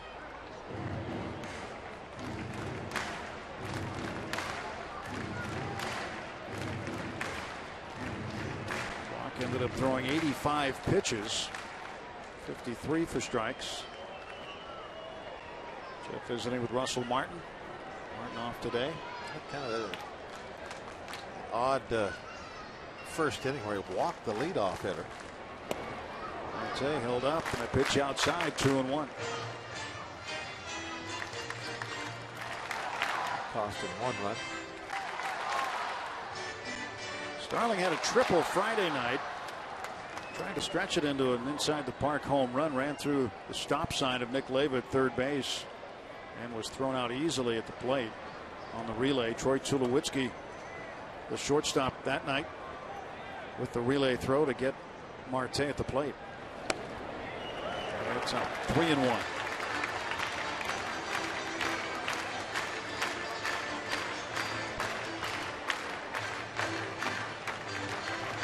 Chris Stewart's run scoring double has tied the game. Stewart 2 for 3 with a pair of extra base hits. He came into the game this afternoon with just 1 double in the entire season. Now he's got 3.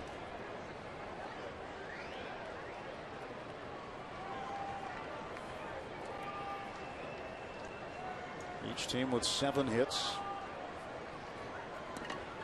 2 outs. Tyler Matzik ready to go. Here is the 3-1. Walked him. Bucks now with 2 on and 2 out for Gregory Polanco.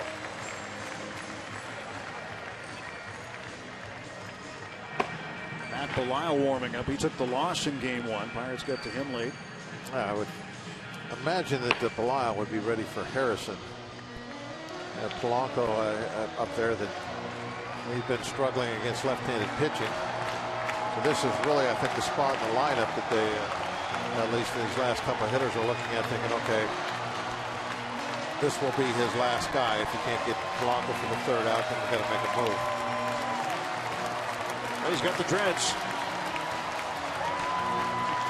Got to wait a couple of more batters, but he's got the dreads. I'm not really surprised that they didn't give Marte a whole lot to hit there. Fell behind him 3-1. Then there's with the fastball quite a bit inside. This is the matchup that you're looking for, especially with a young pitcher. Now you have a young hitter at the plate. Evens things out a little bit. Lefty on lefty. We'll see who wins the battle.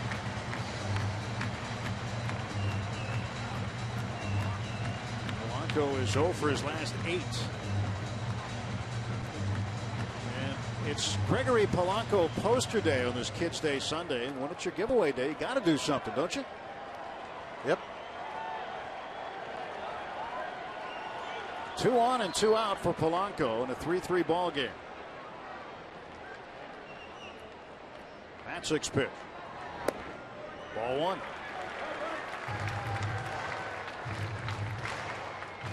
Gregory has grounded out twice and struck out swinging his last time up in the 5th.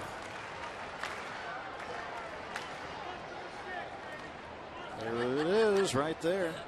It's going to be on a lot of walls in kids' bedrooms all over the greater Pittsburgh area.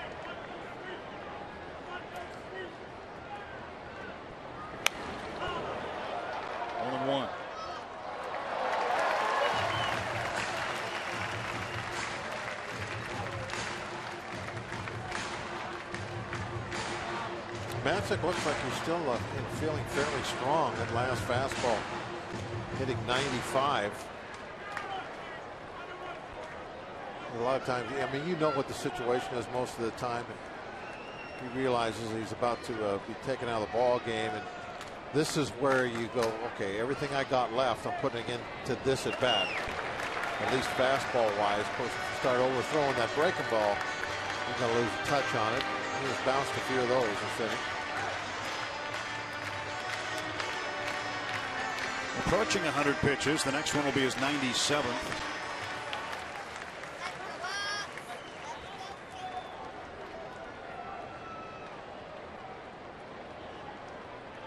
Two balls and a strike to Gregory.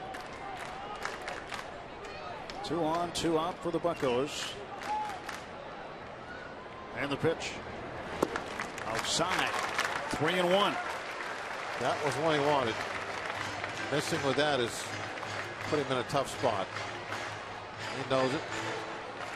Looks out to center field, takes that deep breath.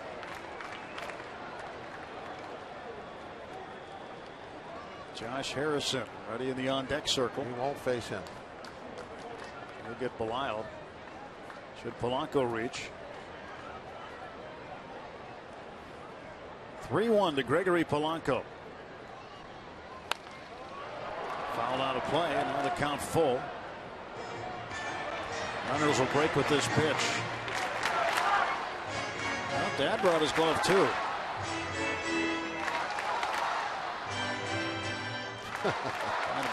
Wanted to show it off.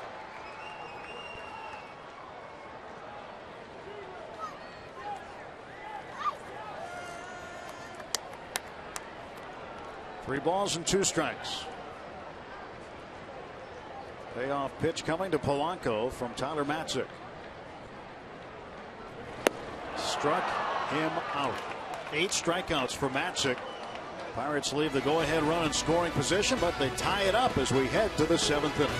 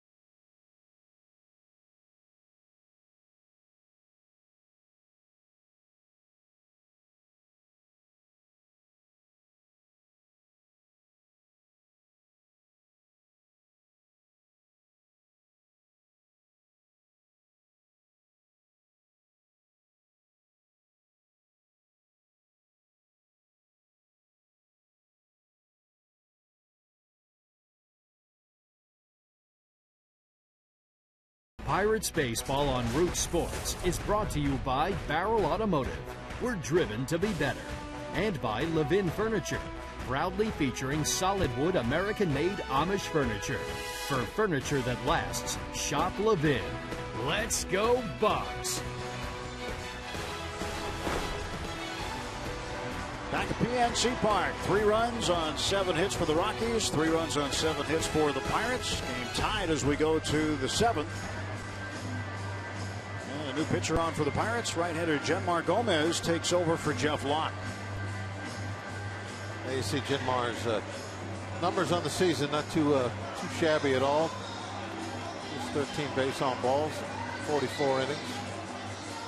ERA at Pretty good shape. 345 opponent batting average. Maybe just a tick higher than you like, but that's not too bad either. The only one there that kind of jumps out at you, and it's an important one, is the home runs. I'd like to see him slow that one down. Keep the ball in the ballpark a little bit better. Michael McHenry to lead off the inning. Takes a strike. McHenry 1 for 1 with a solo home run. Solid line drive down the left field line in the second inning. His first at bat. Second home run of the year for Michael. And a bouncer down to third, foul.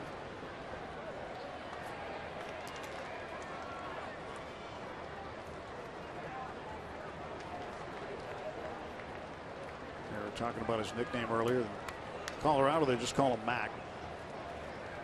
And I was talking to some of the Rockies announcers the other day, telling them about the nickname The Fort. They didn't know about it. Told them about the story and who gave him the nickname, Bob. And the base hit to left field. And also that he got to raise the flag at the actual Fort McHenry one day in Baltimore. Second baseman DJ LeMahieu. Yeah, little slider down away. And Fort's seen that one a few times. Wow, just kind of hooked it. He's having a pretty nice afternoon right now. Catching a good game. The long home run. I guess it wasn't that long, but long enough. It's a home run. It's over the fence. It's long. Here's DJ LeMahieu.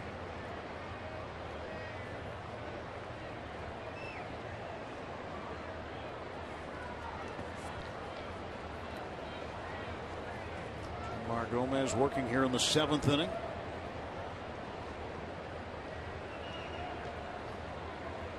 Recorded his first big league save last time out on the 12th at Cincinnati. Retiring all 3 batters he faced in the 11th inning. Gabby will tag LeMahieu for the out, and that'll move McHenry into scoring position. Sacrifice bunt. The 1-out man at second. Be sure to download the At the Ballpark app on your mobile phone and check in next time you're at PNC Park. This free app is available to all fans and includes a chance to win seat upgrades, concession vouchers, and more. Download the At the Ballpark app with Google Play or the App Store on your iPhone or Android.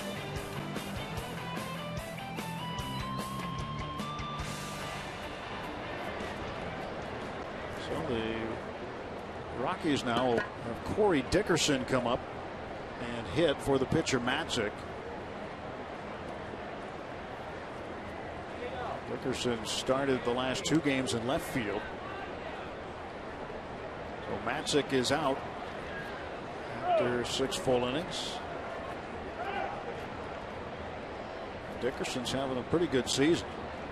They're going to put him on. You can hear Clint, the crowd might. He's hollering and try and get Stewart's attention. Say, throw 4 wide ones. Jinmar put that one in a pretty good spot. See that? Down just below the knees. See Belial already in the Rocky bullpen. He'll come out and pitch in the 7th.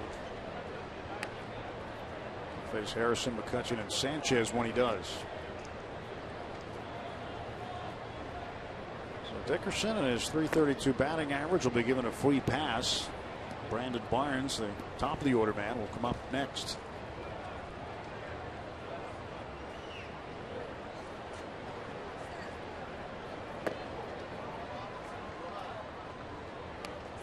First and second, and 1 out. Pirates have pulled 2 double plays off so far this afternoon. Looking for a third right here. Henry, a leadoff single. LeMahieu, the sacrifice bunt. Now the intentional walk to Dickerson. Rockies have the go-ahead run in scoring position. 1 out. And Barnes looking down to third base. Stu Cole, the coach down there, got the signs he wanted to see. Let's see what the Rockies come up with here.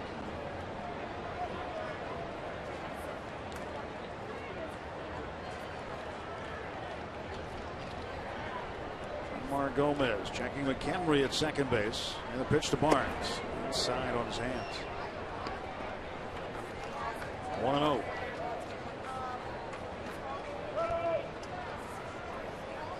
Ernesto Frieri getting loose. Frieri pitched in the 8th inning last night. Had a perfect inning. Struck out 2.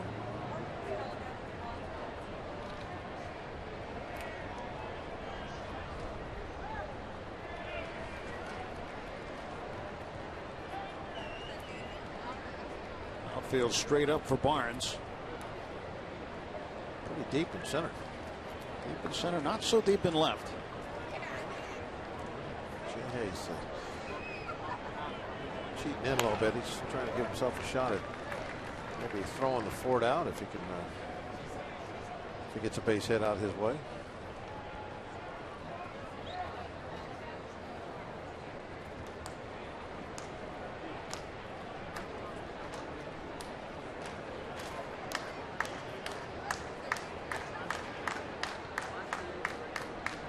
Ball and a strike to Barnes. Singled in the 2nd inning and was caught stealing. 1 ball, 1 strike pitch coming. And a chopper towards short. Mercer will go to 3rd. They'll get the lead runner. 2 men out. McHenry forced out at 3rd. Fielder's choice for Barnes with 2 outs, 1st and 2nd out for Colorado. One of those plays where it could be tough to get it out anywhere else. You had needs one right in front of you. Pedro heads up. He immediately went back to his bag and it gave Mercer a nice easy out right in front of him with a short throw.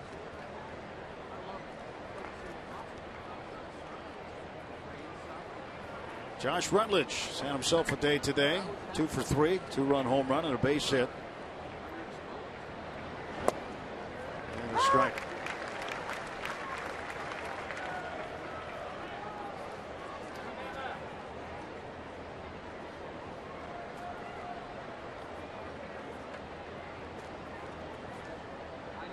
Big batter for Gomez to get right now.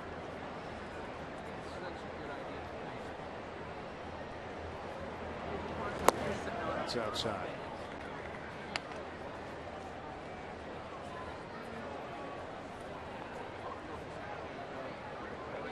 Well, the Nationals have overtaken Milwaukee in the 6th inning, 4-3. Still the Yankees 2, Cincinnati 1. 1-1 pitch. Rutledge gets it slowly foul. 1 ball and 2 strikes. Gomez a pitch away from getting out of the inning.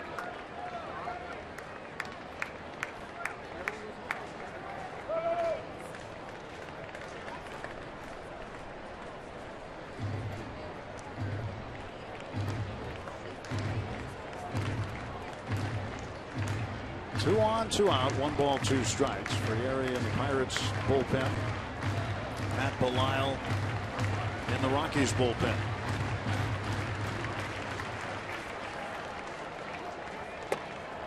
Yanmar Gomez has his sign from Stewart. Stretch. And the 1-2 delivery. Ground ball left side. Jordy's there. Goes to 3rd for the force out. And the Rockies leave 2. Stretch time. Pirates 3 and the Rockies 3. And today, USAA would like to pay special recognition to all of our service members at home and abroad. And join the Pirates and Major League Baseball as we offer support to our troops here and abroad. Joining us on the field today, representing the Wounded Warrior Project, is Private Michael Miller of the United States Army. Private Miller served in the U.S. Army from 2006 through 2009. While on a routine patrol of their sector in southwestern Baghdad, Private Miller's patrol fell under attack and was ambushed with an RPG hitting his truck, causing severe injury to Private Miller's leg. The Pirates are proud to have Michael back in Pittsburgh and here with us on the field today.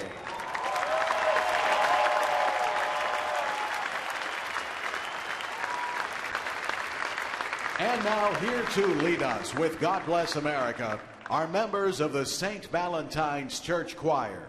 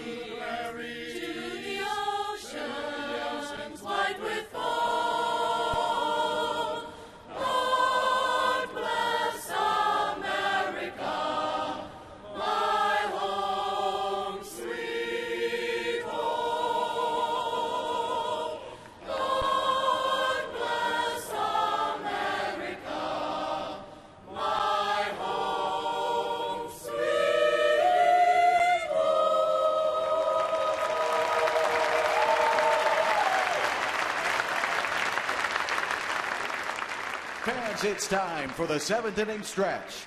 We invite you to follow the bouncing Eaton Park Smiley Cookie and join everyone watching at home on Root Sports as we sing "Take Me Out to the Ball Game."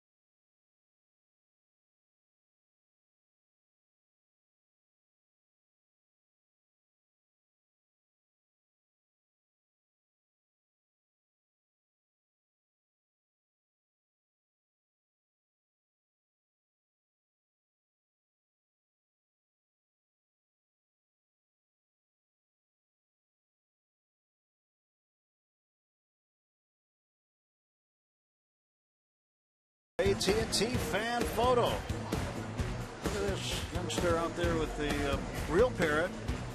Is that a mini parrot? I think so. That is our AT&T fan photo. You can keep those submissions coming on Twitter using the hashtag #BucksFanPhoto. 3-3 Pirates and Rockies. Go to the bottom of the 7th inning. Corey Dickerson remains in the ballgame in left field for Colorado. And the new pitcher is Matt Belisle. Belisle, ERA up there a little bit, 5.26. Higher than he would like, for sure. The pitch to Harrison misses for a ball. Belisle took the loss on Friday night.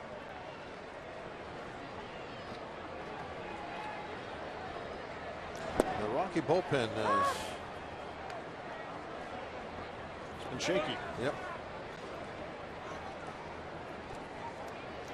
They've been getting more than their share of work lately. Since mid-June, the Rockies have won only 6 games.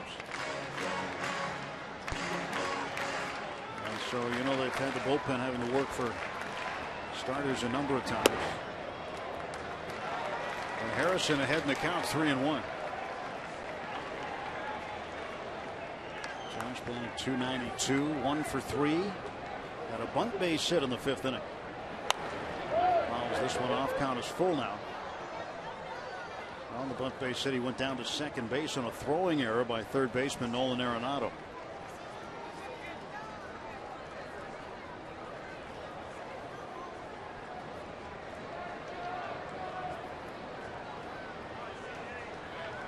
Harrison, then McCutchen, then Sanchez against Matt Belisle. 3-2 pitch. Smack foul past third.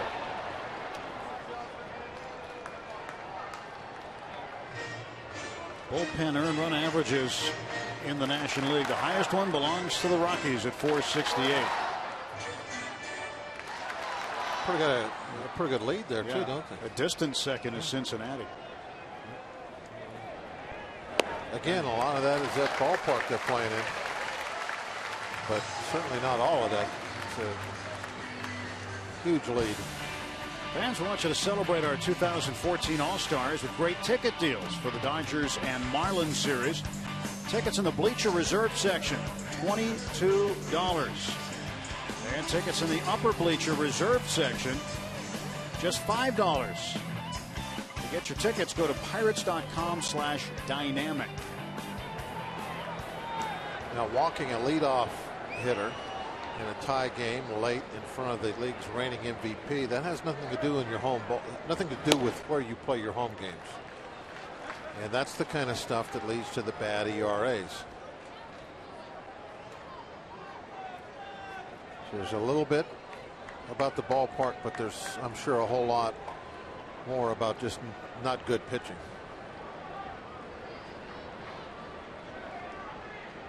Belisle's 1-0 to McCutchen. And he'll throw to first instead, and Josh gets back. Kutch without a hit today, 0 for 3.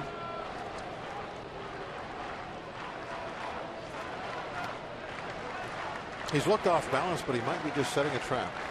We're not sure. Only he knows. He wants you to think what he wants you to think. Inside, it's 2-0. Peeled on first. Clint Fagan said he didn't go.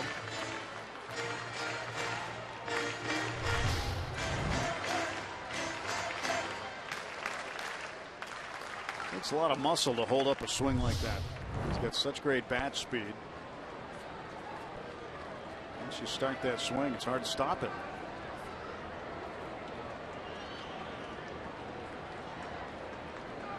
2-0. There goes Harrison. Throw down by McHenry. Not there, and a stolen base. Ball sailed to the right on Michael McHenry. And Josh Harrison with his 10th steal of the season. Well, Michael has had his troubles throwing out runners, and you would figure if we got some guys in situations where we could run, that this would play a part in this game. The throw definitely sailed on him. Take off toward the first base side. As it leaves his hand, it's pretty much on target, but it just keeps fading away. By the time it was caught, it was a good 6-7 feet to the right. That's a bullet. This is going to give the Pirates the lead. Harrison around third. 4-3 Buccos. Andrew McCutchen drives in the go-ahead run in the 7th. That certainly was a bullet.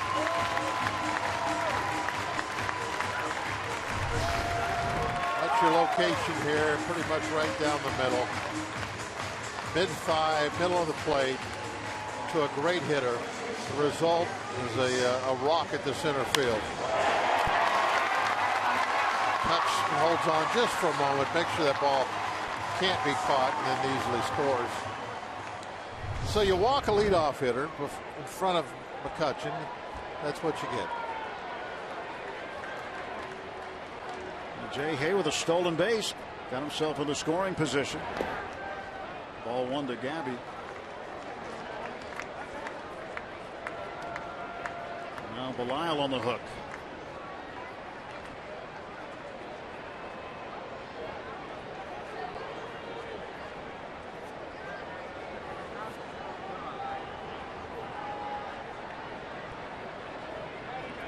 Nobody out, and the 1-0 pitch.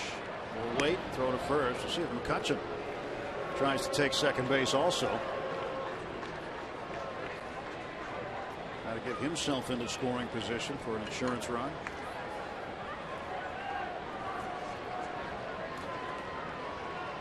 Hudson has 15 steals.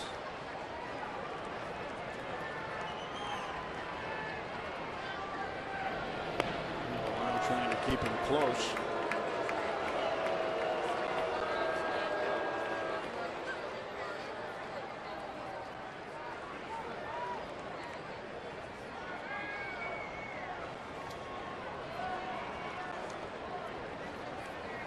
Former teammates, now adversaries.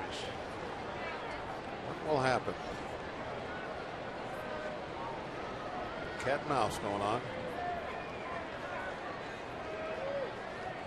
Belisle gave up 2 earned runs on 3 hits in just a third of an inning on Friday when he took the loss. There goes Kutch, and Gabby fouls it off. 1 ball, 1 strike to Sanchez.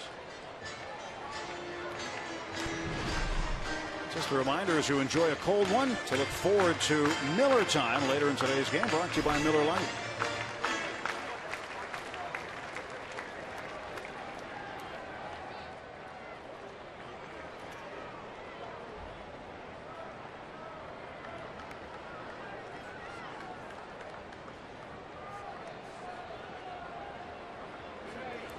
Sanchez ready for the 1-1 pitch.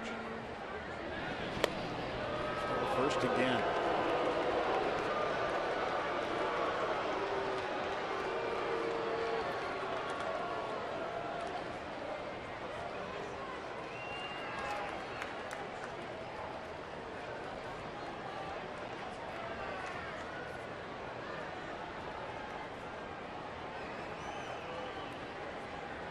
There goes McCutchen. The pitch out. Throw down by McHenry is in time, and for the first time this season, McCutchen has been caught stealing. Yeah, the good call on the pitch count. You could really tell that Kutch was going to run. He kept flinching on those pickoff throws. You can watch the jump. See him when he left. Yeah, maybe he didn't get the greatest jump in the world either. Leg had moved up quite a bit before he took off. Good throw by the Fort. No, bases are empty, 1 out. And Gabby pops this one up. Arenado shading the blue sky and makes the catch quickly. 2 men out. Sanchez now 1 for 3. Second baseman McCutchen with his 62nd run batted in. Driving in Harrison to give the Pirates a 4-3 lead. Pirates have played in a major league leading 40 one-run games. And they're in another one here this afternoon.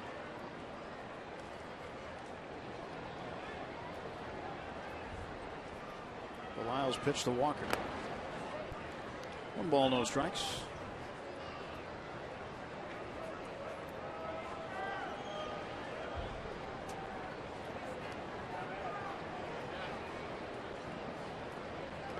Had back-to-back multi-hit games, 3 last night, 2 today. In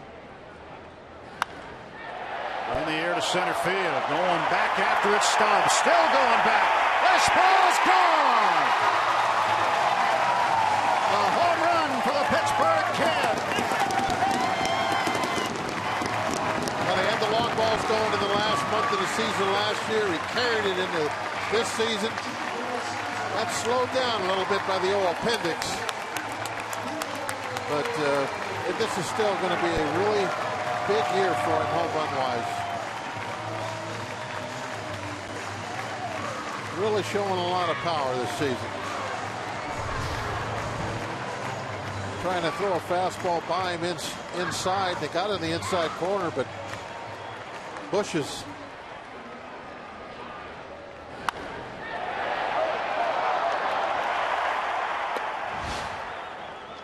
Home run number 14 for Walker. His 45th run batted in. You got to believe with 2.5 months left, he's got maybe another 10 inning. You'd think so. Get up there in the mid-20s. It'd be a Strong season. His 14th home run last year, Bob, came on the 23rd of September in Wrigley Field against the Cubs. Didn't he hit like 5 or 6 in September? He hit a bunch in September. Almost all of his home runs came in that 1 month. And that's what I meant by he carried that into this season. Right. He really found something long ball wise last year in the last month of the season. And he didn't lose it. He had 7 home runs in September. In fact, he had 2 in the regular season's final day in Cincinnati. He really was able to carry that throughout the winter months, and came out this year and kept hitting the ball over the fence. Mercer pokes this one towards center field. LeMahieu knocks it down, but that'll be a base hit. And Jordy's got a multi-hit afternoon. He's 2 for 3.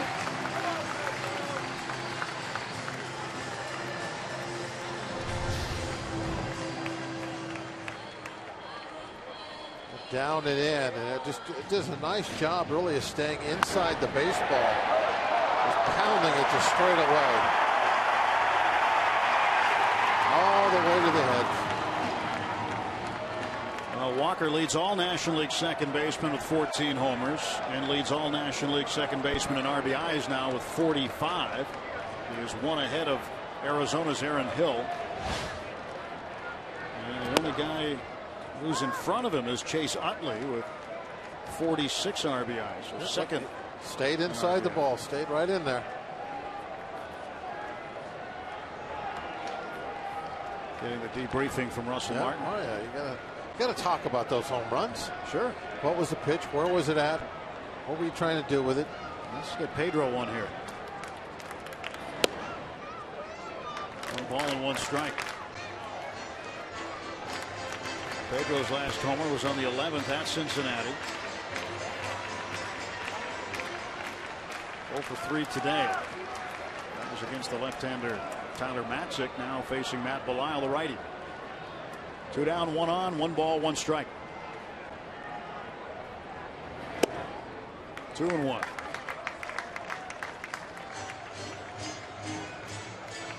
Cincinnati has tied up the Yankees in the 8th inning, 2-2. Yankee Stadium. Time Washington still a run better than Milwaukee in the top of the 7th, 4-3. And they won a ball, 3-1.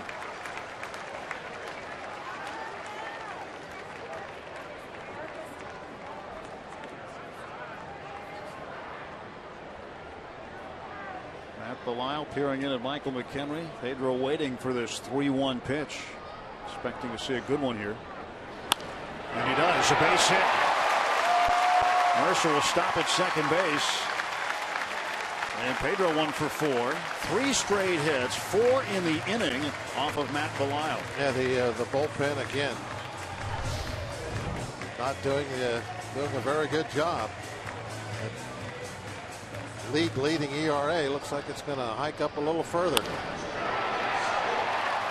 League poor ERA, I guess so. And Pedro is going to chase Belisle out of this ball game as Rockies manager Walt Weiss comes out to get him. We will take a break.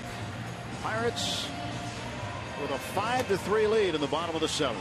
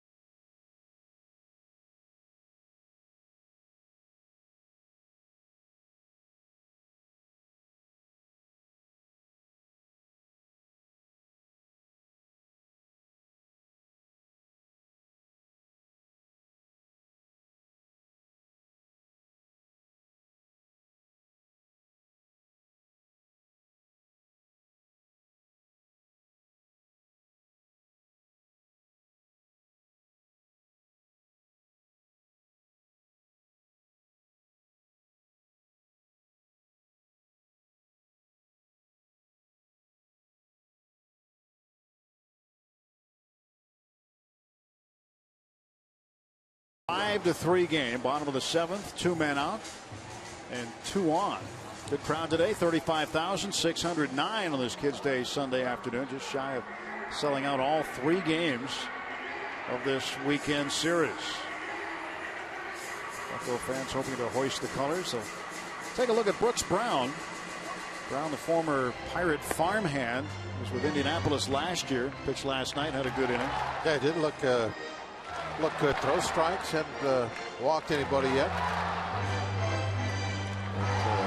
Might have been his first good inning. As you can see, the ERA up there high 7s, but with only 5 games and 4 innings of work, that ERA can change around extremely quickly. Did a good job going after the hitters in last night's ball game. He did. Didn't mess around, through a lot of strikes.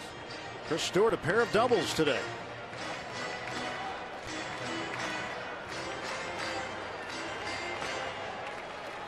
Stewart 2 for 3.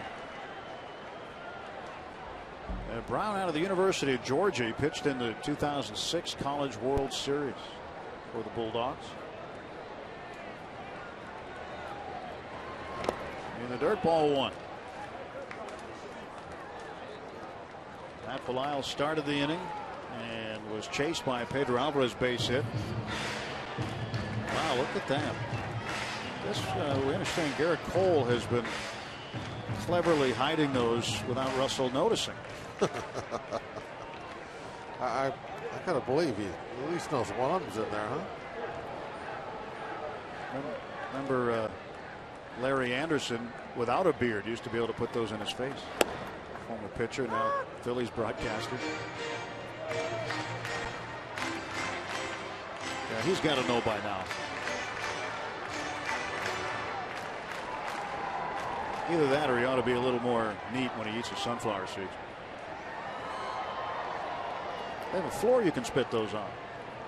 That's right. 1-1 to Stewart. Outside, 2-1.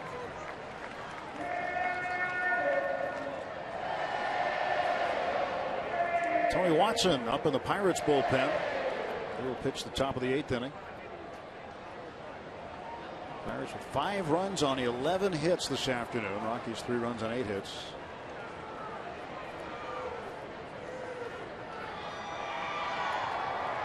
And the pitch is in there for a strike call. Count is even 2-2. Travis Snyder is over in the on deck circle. He would hit for the pitcher Genmar Gomez if Stewart gets aboard. Mercer at second, Alvarez at first, 2 down. 2 on, 2 out, 2-2 count.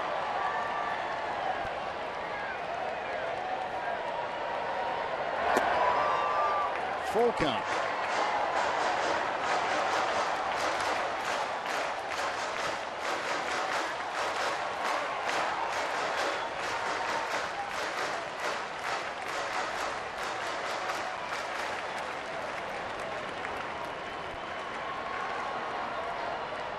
Runners will take off with the pitch. And Brown looks back. Now the payoff to Stewart. Popped him up. Shallow left, and Rutledge circling behind it. Just on the outfield grass will make the catch. Pirates get 2. As Andrew McCutchen with an RBI base hit scores Josh Harrison. 62nd RBI for Kutch, and Neil Walker home run number 14, a solo shot, and the Pirates with a 5-3 lead after 7.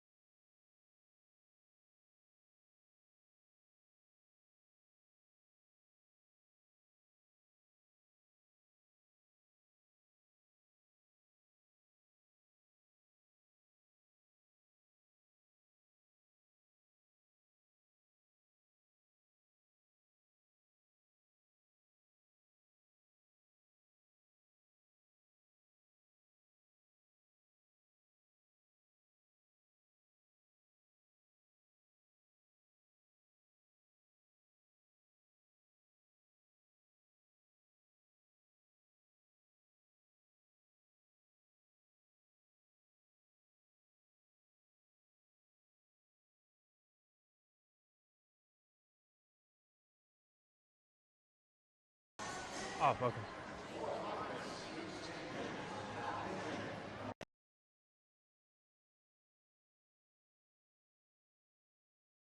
Bottom of the 7th inning. Last night, Andrew Lambo, last season's Pirates offensive MVP in the minor leagues, had a monster game. He went 4 for 4, reached base 5 times with a walk with 2 home runs. And look what he's done since returning from thumb surgery. He's 7 for 12 with a double and 5 RBIs and the 2 home runs we mentioned last night. And look at his overall body of work, just 29 games, but still quite impressive for Andrew Lambo, for a guy who struggled in spring training. And Neil Huntington earlier today said it's great to see Lambo rewarded for how hard he worked. He kept his non-injured body parts in baseball condition, and it has shown. He's gotten back quicker than most young players do from thumb surgery. And he said in the spring, obviously didn't go the way he wanted, but he still has a ton of upside. So Andrew Lambo, yeah, he kind of got lost in the shuffle a little bit, Tim and Bob, coming out of spring training.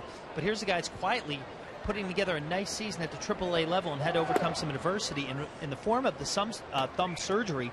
But a nice job done by him. Well, that's what the Pirates were hoping he would do, and he had a chance to come back after the surgery. Snyder's in the game in left field. Harrison replaces Alvarez at third base. And Tony Watson, the new pitcher, facing Carlos Gonzalez. The 1-0. Misses 2 balls and no strikes. Well, this is set up the way you like it. Watson coming in and pitching the 8th. Got a little bit of a cushion, 2 runs. And then you'll have Melanson for the save. Everything is set up just right for a sweep. 2-0 pitch. Swing and a miss. 2 balls, 1 strike to Gonzalez. He's 0 for 3 today.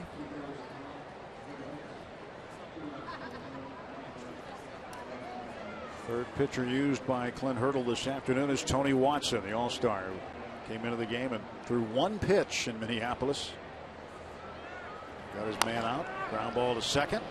First rather, beg your pardon. Sanchez, the toss to Watson. And there is 1 out.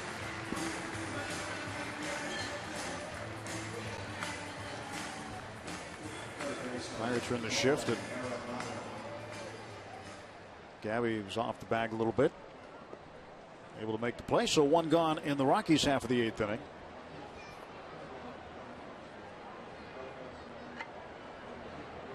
Mets in San Diego just underway. Dodgers and Cardinals tonight.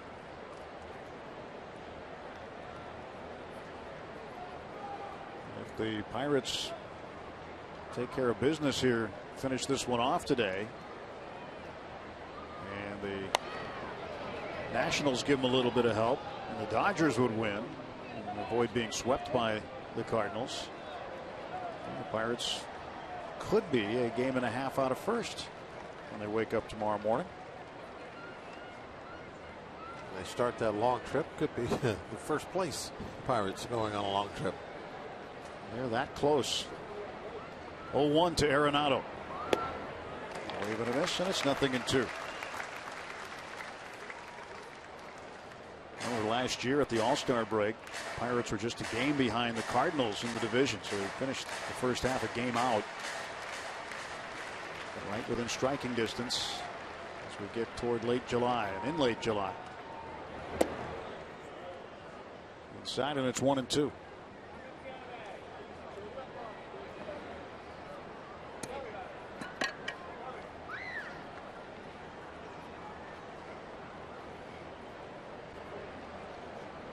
Tony's stretch. This one knocked foul and out of play. Arenado today had a base hit in the 6th, but 0 for 2 otherwise. A 1 for 3 afternoon. Hitting in the cleanup spot. He hit second last night. Had a double, hit into a double play. And then hit 5th in game 1 Friday. 1 0 for 4, also hitting into a double play. Foul ball.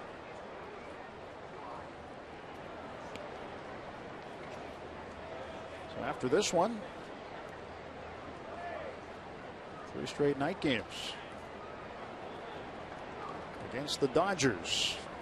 Pirates had 4 games with Los Angeles at Dodger Stadium. back in May, the first day of June. Pirates took 3 of 4 from the Dodgers out there. Now a 3-game series beginning tomorrow night with left-hander Hyun-Jin Ryu on the hill for Los Angeles. Edinson Volquez will start for the Pirates. Series kind of a turning point for me as far as when I look at the Pirates season, the way it went. Going out there, and we hadn't won a game in LA in a couple of years. We're taking 3 out of 4. We just played some pretty poor baseball in New York against the Mets. Things hadn't been going well at all to start the season.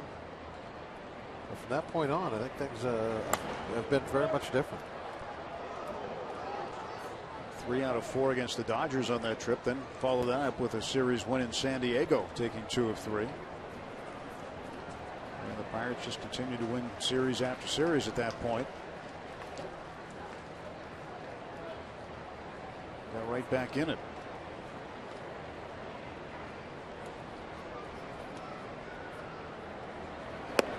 Strike 3.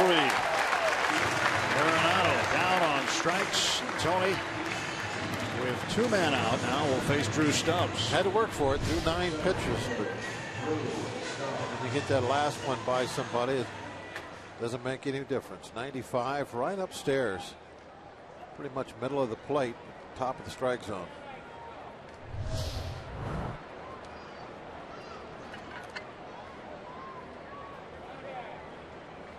Stubbs is 2 for 3 today. A couple of singles, hitting an even 300 for Colorado. Side outs that one in the foul ground. Upper deck on the first base side. Strike 1. Won't be long before the Pirates and Rockies see one another again. It'll be Friday. Coors Field in Denver.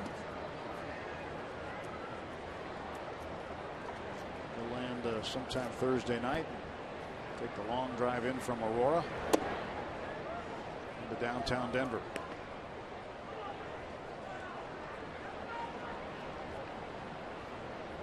Be counting the rabbits and prairie dogs on the way in. Prairie dogs, no rabbits. There's plenty of rabbits out there. We do see prairie dogs. Yeah, but we don't count the rabbits. 1-2.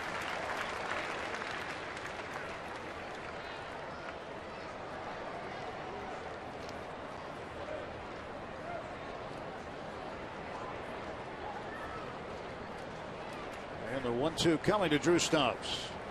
Struck him out. Clean inning for Tony Watson on the top of the 8th. Strikes out 2.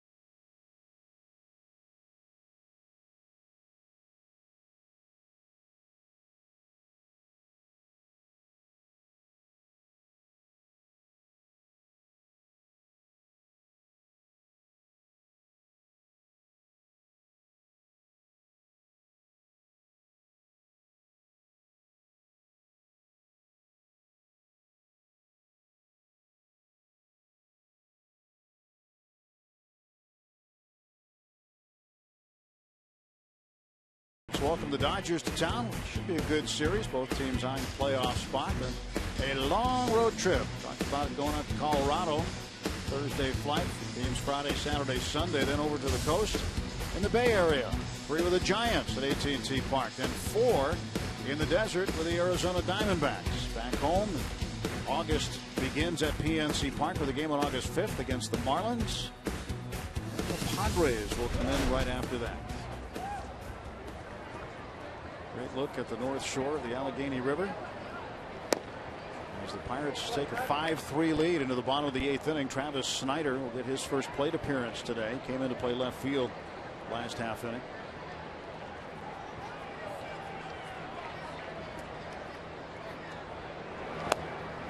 Brooks Brown, 1 ball and 1 strike.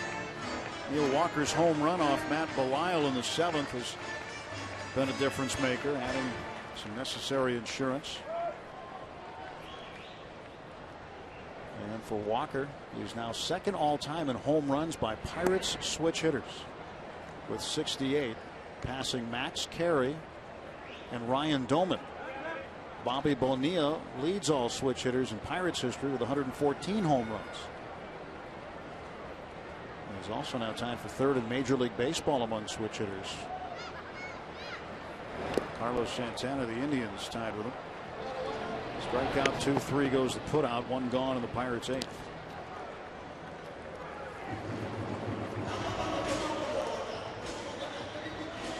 Brooks Brown gets the strikeout.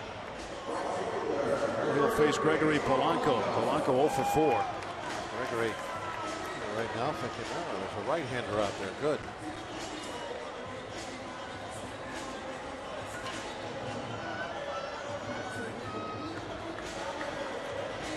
Season batting average probably about 100 points higher than his batting average against lefties. In that neighborhood anyway. Brown's pitch swung on and hit the center field right at Drew Stubbs. And 0 for 5 for the 2nd straight ball game for Gregory Polanco. Mark Melancon getting loose in the Pirate pen.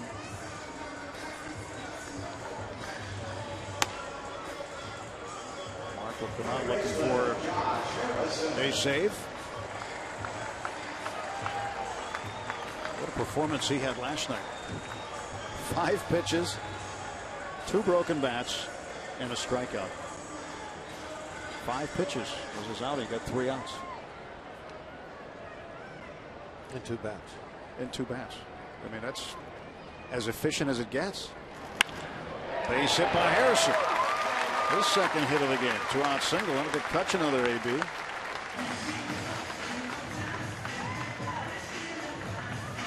Two outs and a runner aboard. It's Jayhead. Along with Bob Walker, I'm Tim Never. Robbie and Smikowski here with us as well. 5 runs on 12 hits for the Pirates. 3 runs on 8 hits for the Rockies.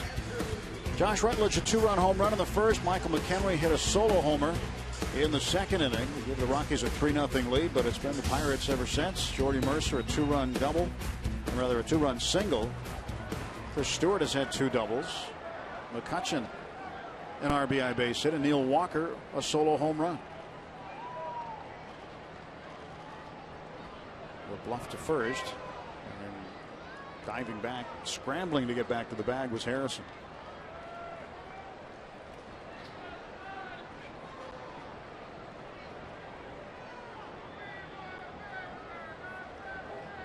And throw to first. Again, back is Harrison. Harrison did steal a base his last time up when he walked in the 7th inning. He stole 2nd, got himself into scoring position for McCutchen. 2 outs in a 2-run ball game. Might be thinking the same thing.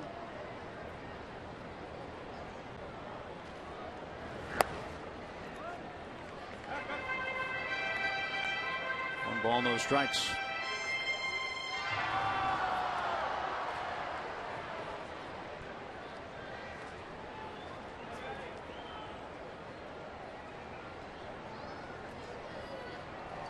Brooks Brown with the unorthodox stance before he gets into the stretch. See, that's a balk right there. There is no way that's not a balk. There goes Harrison. Throw down by McHenry, not in time. It's into the outfield, and Harrison will head to third.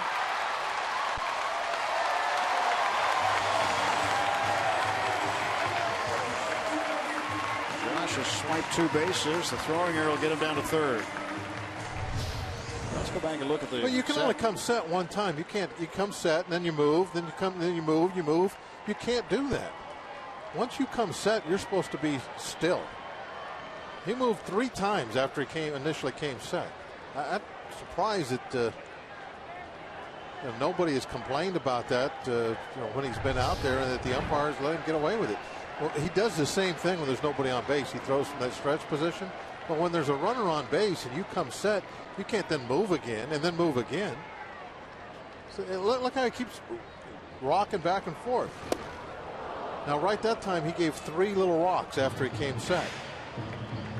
Now, I suppose you could say, well, that's part of his coming set. But there's been times where he's gone home after 2 rocks. So if you're trying to time him now as a base runner, I mean, when is he coming set? After 1 rock? After 2? 1, 2, 3?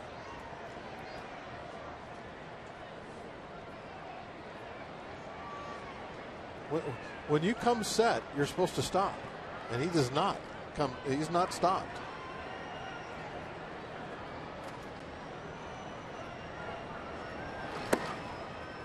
This would be the time you'd want a balk call too at Harrison at third. Now he gives that little.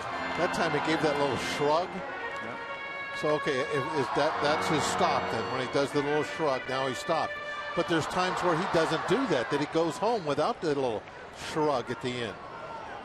So where's the consistency? They've now decided to put McCutchen on base. No shrug that time, and no, he didn't wiggle 3 times. That time he just came set and threw home.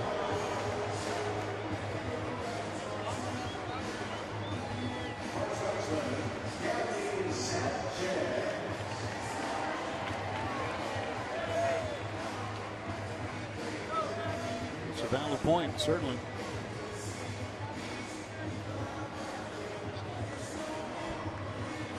So now Gabby Sanchez, chance to get Pirates another run.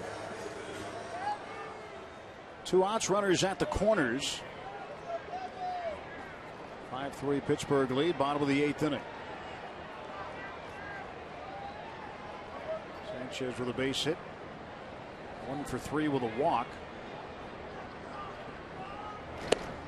That's outside, ball 1.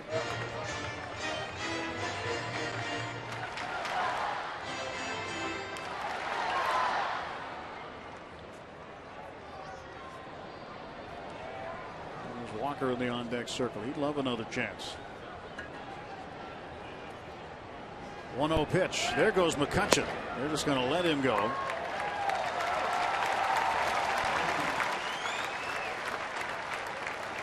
Another steal from McCutchen. He was thrown out his last time attempting in the 7th inning.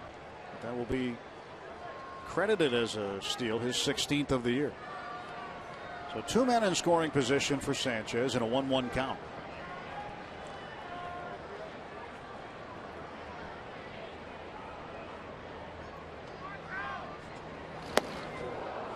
Ball 2 strikes. Brown gets ahead of him.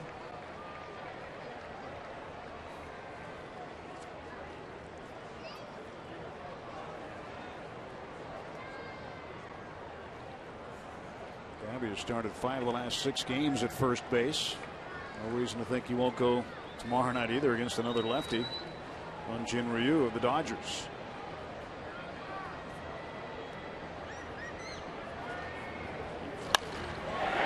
Oh, what a play by Culberson. Yanked down that line drive. And the Pirates leave 2. We'll go to the 9th. Mark Melanson will try to close it out.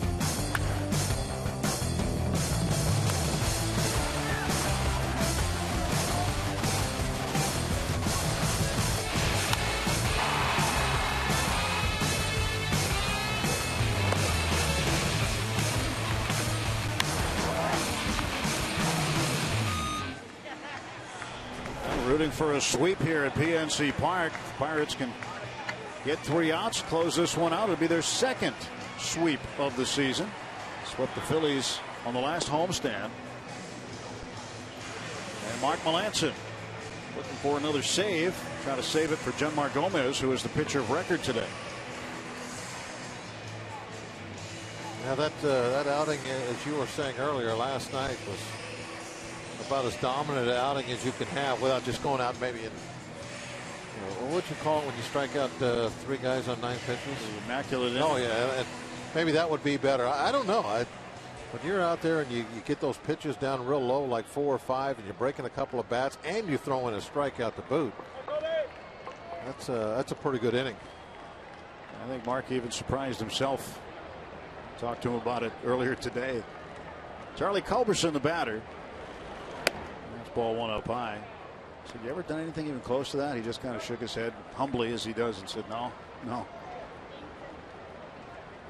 But 5 pitches to get through an inning, including striking out a guy. So 3 of the 5 pitches went to one batter. And a bouncer to second base. Walker is there, and there is 1 out.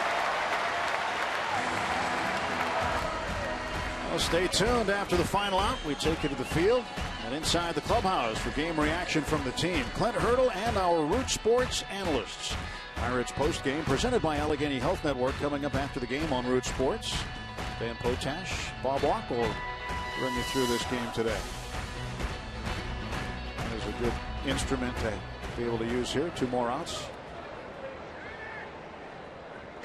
Nice way to head into that Dodger series. 3 straight wins to start the second half. Michael McHenry takes a strike. The Pirates had a rough road trip just before the break. Went 2-5 in the 7 games in St. Louis and Cincinnati combined, but still managed to gain ground because Milwaukee continued to lose.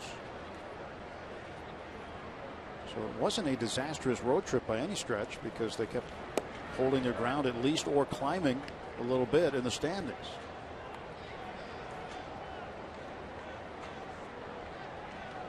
They're trying to help themselves at home. 2 outs away from a sweep. 1-1 pitch. And Ford takes a strike.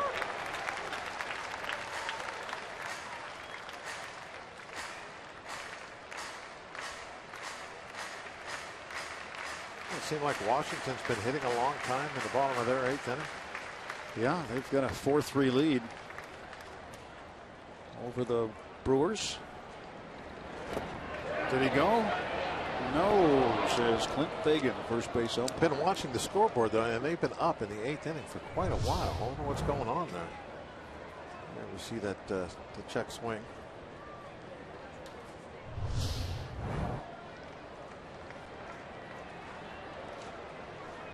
Maybe they had a challenge. Could be. Ryan Zimmerman has a home run in that ball game. That's the difference right now. His 5th homer of the year. 2-2. In the air to right field. Playable for Polanco as he drifts back in front of the warning track.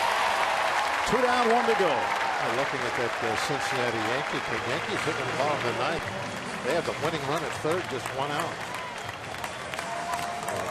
Well, this could be a nice afternoon. Get 1 more out here, get this win. Well, I want you to make sure to tune into the post-game show and catch the highlights of those games involving teams in the Central in the race with the Pirates. Everybody's up. They've got their Jolly Roger flags and their brooms ready to go. DJ LeMahieu, the batter. Strike 1.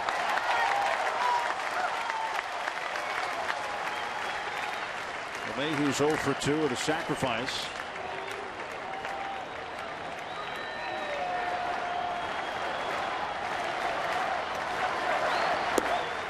1 ball and 1 strike.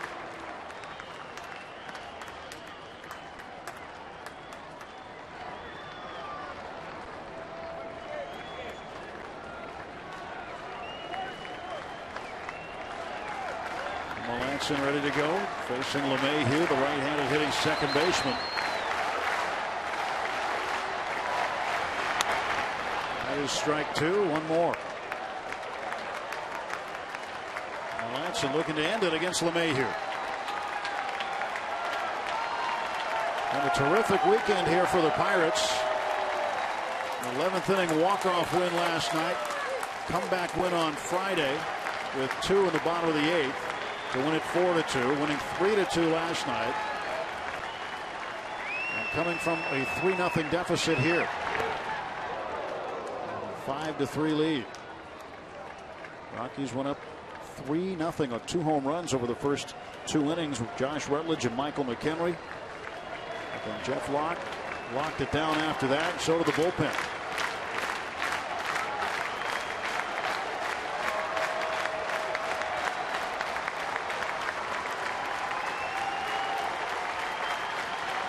Here's the 2-2. It is sweep time in Pittsburgh. Save number 18 for Melanson. Win number 2 for Gomez. Win number 52 for the Pirates, as they equal their season high of 6 games over 500. So you want to be able to take advantage of the poor teams, especially in your own ballpark, and the Pirates were certainly able to do that.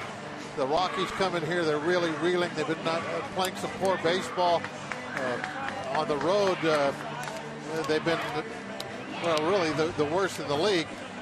And the Pirates able to take advantage of that with this 3-game sweep. And looking at the scoreboard, the Reds just lost, Yankees won. So things are looking rather good right now. Well, the Pirates have passed the Reds by a full game in the standings with this victory today. And next up, the Cardinals and the Brewers. So a 5-3 win and a series sweep over the Colorado Rockies. Let's send you downstairs where Dan Potash is standing by. Danny? Oh, how sweet it is, gentlemen, the fact that the Pirates get their second series sweep of the season. The first one coming against the Phillies right here at PNC Park back in early July. But to get it again coming out of the All-Star break. Look, I understand that the Rockies are struggling, but to get 3 games and 3 wins right out of the break is certainly nice. And at the same time, they gain a little ground on the Milwaukee Brewers for the time being. And they also passed the Cincinnati Reds, who, as Bob Walk said, lost to the New York Yankees just a few moments ago in New York City. All right, for more in this afternoon's game, let's go back down to the field where our Robbie Zbikowski is standing by with the Pittsburgh Kid. Hey, Robbie. What a day for Neil Walker. 3 hits as the Pirates complete the sweep. Neil, 2 games out of first place right now. That is unbelievable after you started 10-18. What has keyed this run the Pirates have gone on since the beginning of May? I think we've really locked it in and started playing Pirate baseball ever since, the middle of May, really. So pitching good, playing good defense, and our offense has really come alive, and we've been timely as well as, getting big hits throughout the game. So we're in a good place right now. We got to just keep going and keep winning series. Neil, the home run you hit into the bushes in center field, your 68th career home run, that is now second in the history of the Pittsburgh Pirates for a switch hitter. What does that mean to you to be mentioned with those guys? You're only behind Bobby Bonilla. What does that mean? Well, he was a guy that I really liked growing up, and one of the guys that really pushed me to want to be a good switch hitter. So, hopefully there's many more of those to come, but that's definitely an honor to be in that company. What kind of fun is this for you to play out of 35,000, 38,000, 39,000 for an entire weekend and complete a sweep? That's awesome. I mean, hats off to the fans, they're the best. And, we got a lot of baseball to play, but this is we're right where we want to be. And we know that the support is here, so it's awesome. Dodgers are a good baseball team. You had success in the 4-game series against them in L.A., winning 3. What's it going to take to continue to win another series against a very tough pitcher in Hyunjin Ryu tomorrow? Yeah, it's going to be a good series. We know we got our hands full. We know they got a good pitching staff. They know they can hit. So we just got to continue to do what we're doing, pitch well, and get some timely hits, and we'll be just fine. Okay, Neil, thanks. Hold on. Send it back to Dan Potash. Yeah, go ahead, Dan. Take it. All right, Robbie and Neil, thank you very much. And forgotten all the celebration, considering what Neil Walker did this weekend, Andrew McCutchen, Mark Melanson with his 18th save this afternoon. We should note that not only did the Pirates sweep the Rockies, they are also now 6 games over 500 at 52-46, and that matches a season high. Well, just like we promised you earlier in the game, it's Miller time, presented by Miller Lite. And for those of you who do not like all the one-run victories by the Pirates, like Bob Walk, well, Neil Walker is your man. With the Pirates nursing a 1-run lead in the 7th, This monstrous solo home run gives the Pirates a 2-run lead, a little insurance, a 5-3 lead, and they would go on to win by that score of 5-3. Okay, we are just getting started. Still to come, Clint Hurdle's post-game reaction. We'll have player reaction from the Pirates clubhouse. We'll break down this game with Bob Walker, who will join me shortly, and we'll also bring you highlights of the Reds' loss to the New York Yankees earlier this afternoon.